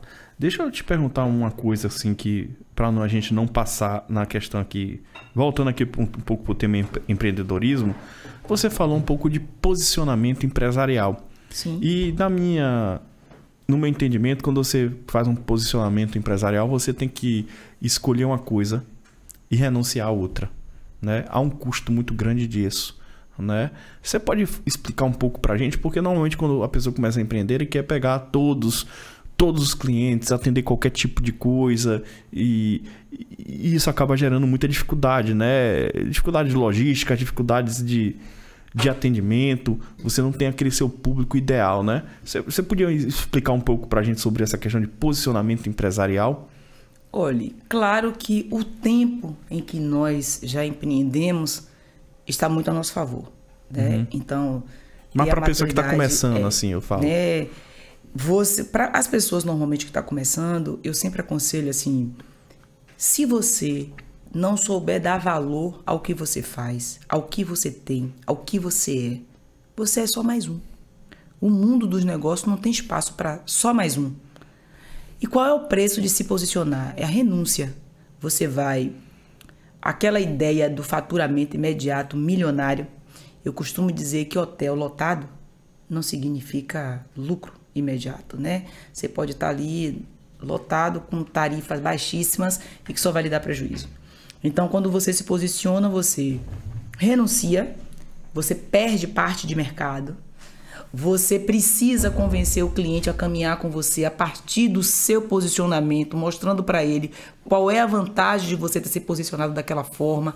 Você vai criar uma reputação a partir do seu posicionamento, e isso, a curto prazo, parece que você está perdendo alguma coisa. Mas aí você descobre, enquanto empreendedor, que você está se solidificando no mercado. O próprio mercado começa a comentar o seu comportamento e fala assim, mas hoje, por exemplo, a forma como a Atitude Saúde tem se posicionado tem trazido vários comentários no mercado, o que tem para nós que no início de nos posicionarmos foi uma renúncia. A gente abriu mão de milhares de clientes, de usuários, para a gente se posicionar. Todo empresário precisa pagar imposto, pagar salário, pagar folha, pagar alimentação, transporte, estrutura. Mas qual é o preço disso? É o preço do negócio. Você decidiu que ia investir X% e o posicionamento tem que fazer parte da sua estratégia de negócio.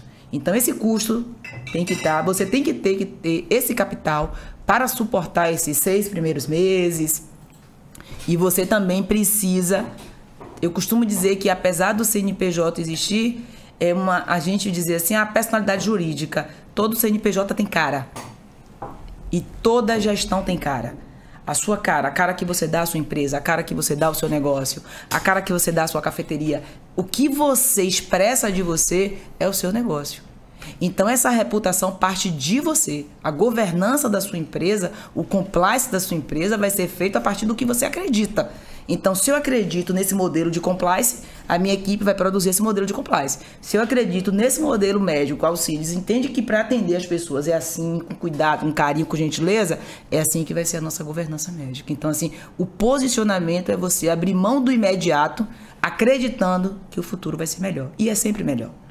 Por quê? Porque as pessoas lhe respeitam, porque você tem valor, né? Assim, por que hoje eu estou sentada aqui para conversar com vocês? Porque tem um valor agregado à minha fala, o meu comportamento, o meu currículo, a forma que a gente faz a gestão da empresa. Se eu fui convidada para estar na administração pública porque tinha um valor agregado. Se você tiver hoje qualquer produto sem valor agregado, você está fracassado.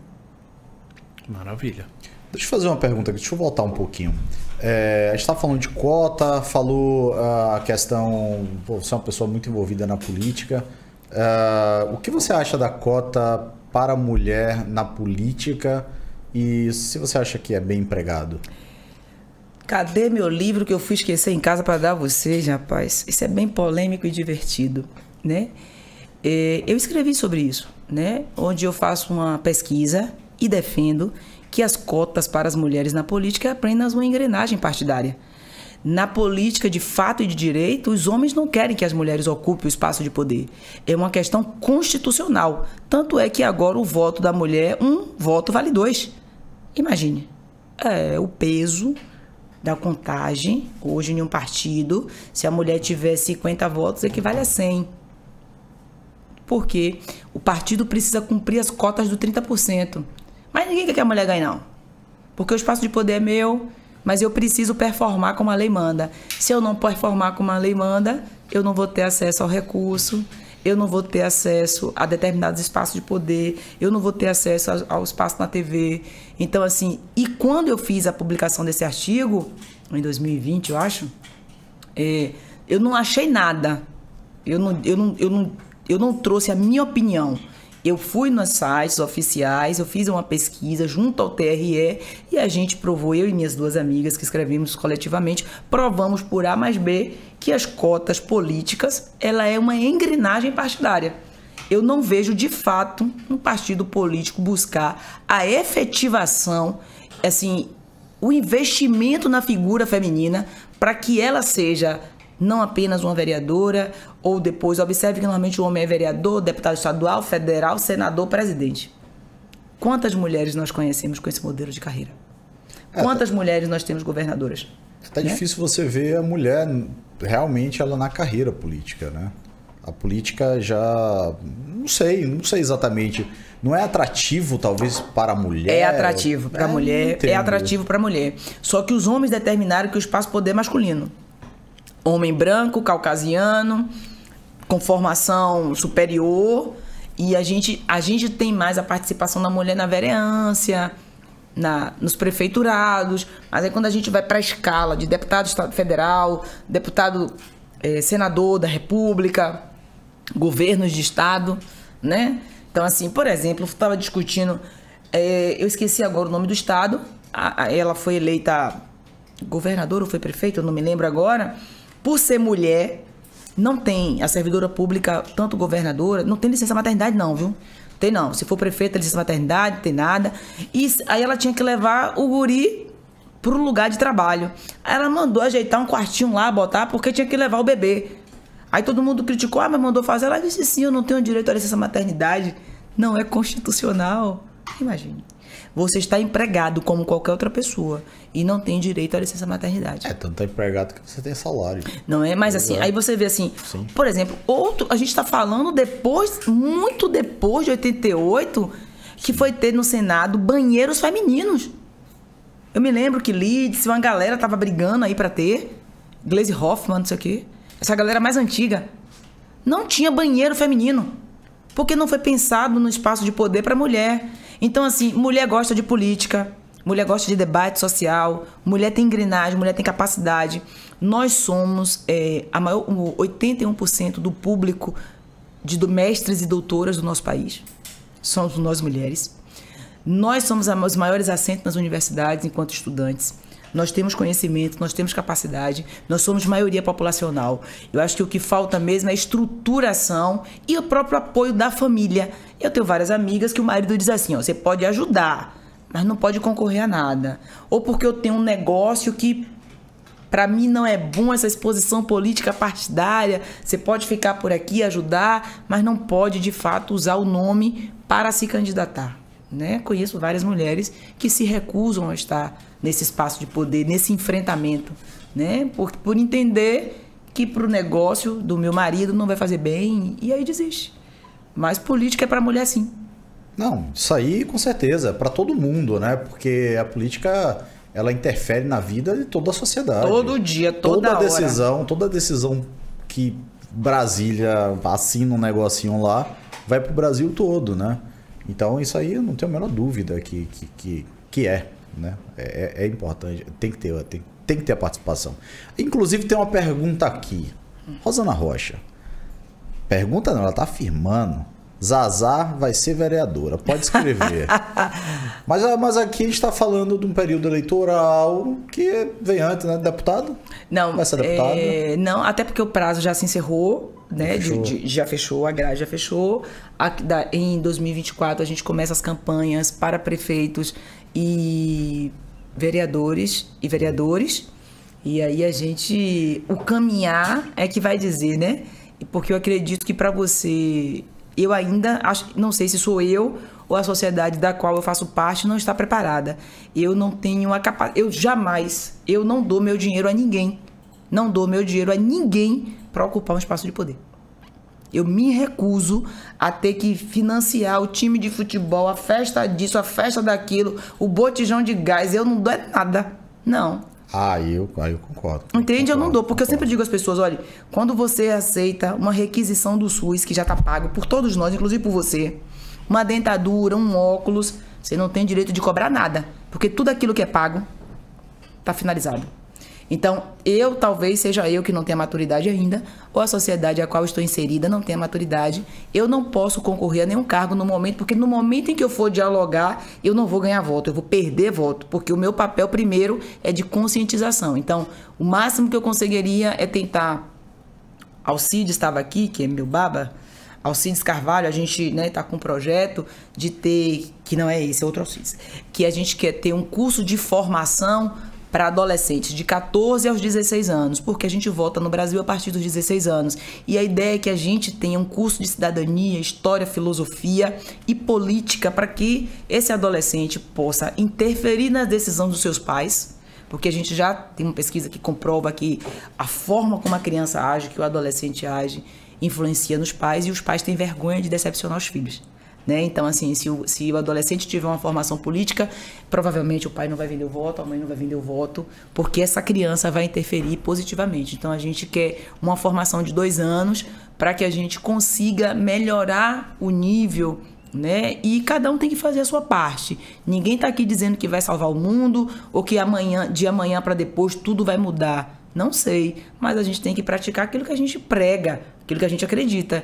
Então, no momento, eu acho que eu não estou preparada para a minha sociedade, para me candidatar a um cargo de vereança ou de qualquer outro, porque eu não estou disposta a gastar R$1 milhão para fazer uma campanha eleitoral, eu não estou disposta a dar o meu salário daquilo que eu trabalho. Eu não quero que as pessoas vá para a porta da minha casa, que eu tenha que ter o meu carro à disposição para levar para o médico, que eu tenho que dar o gás. Eu trabalho igual a todo mundo. Ou você vem para o movimento político porque você quer mudar alguma coisa, ou porque você quer comprar alguma coisa. Se você quer comprar alguma coisa, você vai na loja. E eu ainda não estou à venda. Rosana, ela não vai agora, mas tem uma possibilidade daqui a 2 anos, se o grupo que tiver inserido, a coisa mudar. Então ajuda aí.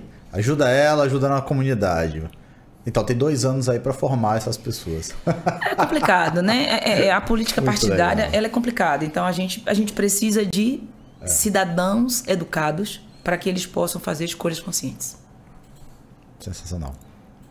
Maravilha, Zazá. É muito bom essa sua iniciativa de formar a população e tudo mais. Inclusive, a gente até queria conversar com você depois pra gente também trabalhar em conjunto, porque a gente tá com alguns projetos de filantropia. Oi, meu baba. Se pronuncia aí, meu baba. Escreve alguma coisa. De filantropia, né? A gente tá, realmente assim, eu e o Buriti, a gente tá apoiando algumas causas. Então, daqui a um tempo, a gente vai estar aqui ajudando diversas causas filantrópicas aqui no nosso programa. Então, assim, quem a gente puder ajudar, a gente sempre tá ajudando aqui, né? Olha, qualquer coisa que parta do... Eu sempre digo assim, eu sou capaz de dar aquilo que eu tenho, conhecimento. Então... é o que eu posso ofertar no momento para que... E eu acredito que eu marquei agora, provavelmente daqui a 2 semanas deve acontecer. Eu vou fazer durante 2 dias uma formação Mulheres que Desejam Espaço de Poder na Política. E aí a gente tem lá 25 temas a ser discutido nesses 2 dias. A gente está falando desde o capital visual ao seu projeto social, se você tem, se não tem, se já militou, se não militou. E aí é uma iniciativa, eu faço parte de uma aglomeração, de uma sigla política partidária, ocupo espaço dentro desse partido também. Então, assim, aí eu pensei, né, bora fazer um negócio partidário, revolucionário, diferente, bota todo mundo dentro. E quem quiser ficar com a gente fica, quem não quiser não fica. Perfeito. Simples perfeito. assim. Tem até um instituto de formação, chama Instituto de Formação de Líderes. Instituto de Formação de Líderes, partidário também. É, partidário, que chegou aqui em Salvador, tem o quê? Tem um mês mais ou menos, isso, né? A gente trouxe aqui, fez um bate-papo aqui com a diretora nacional, que veio aqui fincar a bandeira. Eu vi isso, aqui. agora parece que tem um limite de idade, né? Tem um limite de idade, acho que é para jovens, assim. Eu vi isso, assim. Aí eu digo, eu não tô mais nessa... Não consigo mais. Bom, talvez para formação Gestão, não, mas não precisa. É o contrário, né? Você estaria para poder palestrar. É diferente. Eu me lembro disso. Eu vi. Você já mas tá, eu tava fora da... Não, eu vi esse movimento, eu falei, rapaz, eu não tô na idade de participar disso, não. Não, mas, já perdi o prazo. Talvez não. Aliás, você não precisa mais da formação. Você forma agora. Você forma. É diferente. Você já liderança. Né? O Alcides botou aqui. Precisamos de parceria de quem acredita que o formato de se fazer política no Brasil está naufragando. Concordo, Alcides. Estamos aqui. Ou já naufragou. Se preocupe não, meu baba, que vai rolar essa interação. Com certeza. Gente, Zazá, como a gente faz para te encontrar, te conhecer? Claro que a rede social já tá aqui, já tá na descrição aqui da tua rede social. Quer falar um pouco da tua empresa também? Tipo assim, quer dar o endereço lá da secretaria pro povo ir lá bater na porta e tal? O povo já sabe, o povo já bate. Assim, não tem tempo ruim, né? Assim, lá em Lauro de Freitas... Não tem dificuldade nenhuma do povo me achar, não, né? O povo fala... Até porque que eu saiba, só tem uma Zazá em Lauro, que sou eu. E a Zazá falante. E assim, ontem mesmo a gente estava em audiência pública, até tarde. E lá com a gestora, Mãe Gramacho, a gente trabalhando, fazendo isso. Não é dificuldade. Todo mundo na cidade tem meu telefone. É um negócio assim... E assim, né? Como ele disse, eu sou servidora pública, então o cara vai saber. Eu estou lá na Secretaria de Desenvolvimento Econômico, eu estou superintendente de Ciência e Tecnologia, e o povo vai e acha e fala, como eu já fui secretária de Cultura e a gente fez um movimento muito bacana com os recursos da Lei Aldir Blanc, né? Porque a gente não tinha expectativa de conseguir gastar, e eu fiz um movimento e botei um jeito da gente gastar o dinheiro, licitamente, claro, qualificando as pessoas, chamando para o acordo. E não é fácil, não é difícil me achar. E falar da Atitude Saúde é falar da minha vida, é falar da minha existência, daquilo que eu acredito, é a minha paixão. É algo assim que eu e Alcides nós decidimos que tem 2 caminhos para a Atitude. Criar reputação para que o mercado nos queira, nos comprar, ou criar reputação a ponto dos nossos filhos herdarem. Né? Só temos 2 caminhos a seguir, né? E como nós somos empreendedores, o jogo no mundo dos negócios, a gente cresce, a gente vende, a gente performa em outra coisa e a gente reinveste. De qualquer forma, é para existir, é para concretizar, é para gerar riqueza. Então, a Atitude Saúde é uma operadora de plano de saúde que tem esse papel de ofertar assistência à saúde, e a gente busca essa credibilidade de mercado, a gente constrói essa credibilidade, temos bons parceiros, né? Temos uma boa rede, né? A Atitude Saúde lá, www.planoatitudesaude.com.br, faz lá, nos visita, né? Nós ficamos lá na Vasco da Gama, então assim, o mercado de corretor sabe da nossa existência, nós fizemos um lançamento muito bacana, o Aero estava presente, então assim... O que a gente quer é empreender, e empreender com sucesso, empreender produzindo riqueza. Eu não abro mão desse termo quando eu falo de empreendedorismo. Não basta empreender para mim. Empreender significa produzir riqueza, construir legado, fazer a diferença para mim e para minha sociedade. Isso aí. Então, estamos aqui também produzindo riqueza de conteúdo para vocês. Então, se vocês até agora não se inscreveram no canal... Vocês não estão querendo que todos nós temos essa riqueza, né? Se inscreve no canal, curte, compartilha. Aaron. Muito obrigado, Buriti. Muito obrigado, Zazá, pela sua presença. Foi um prazer enorme. Sinta-se à vontade em sempre voltar aqui no nosso programa. Zazá, obrigado por você ter vindo, se disponibilizado, tido esse papo fantástico aqui, mais conhecimento para mim e para todos que estão nos acompanhando.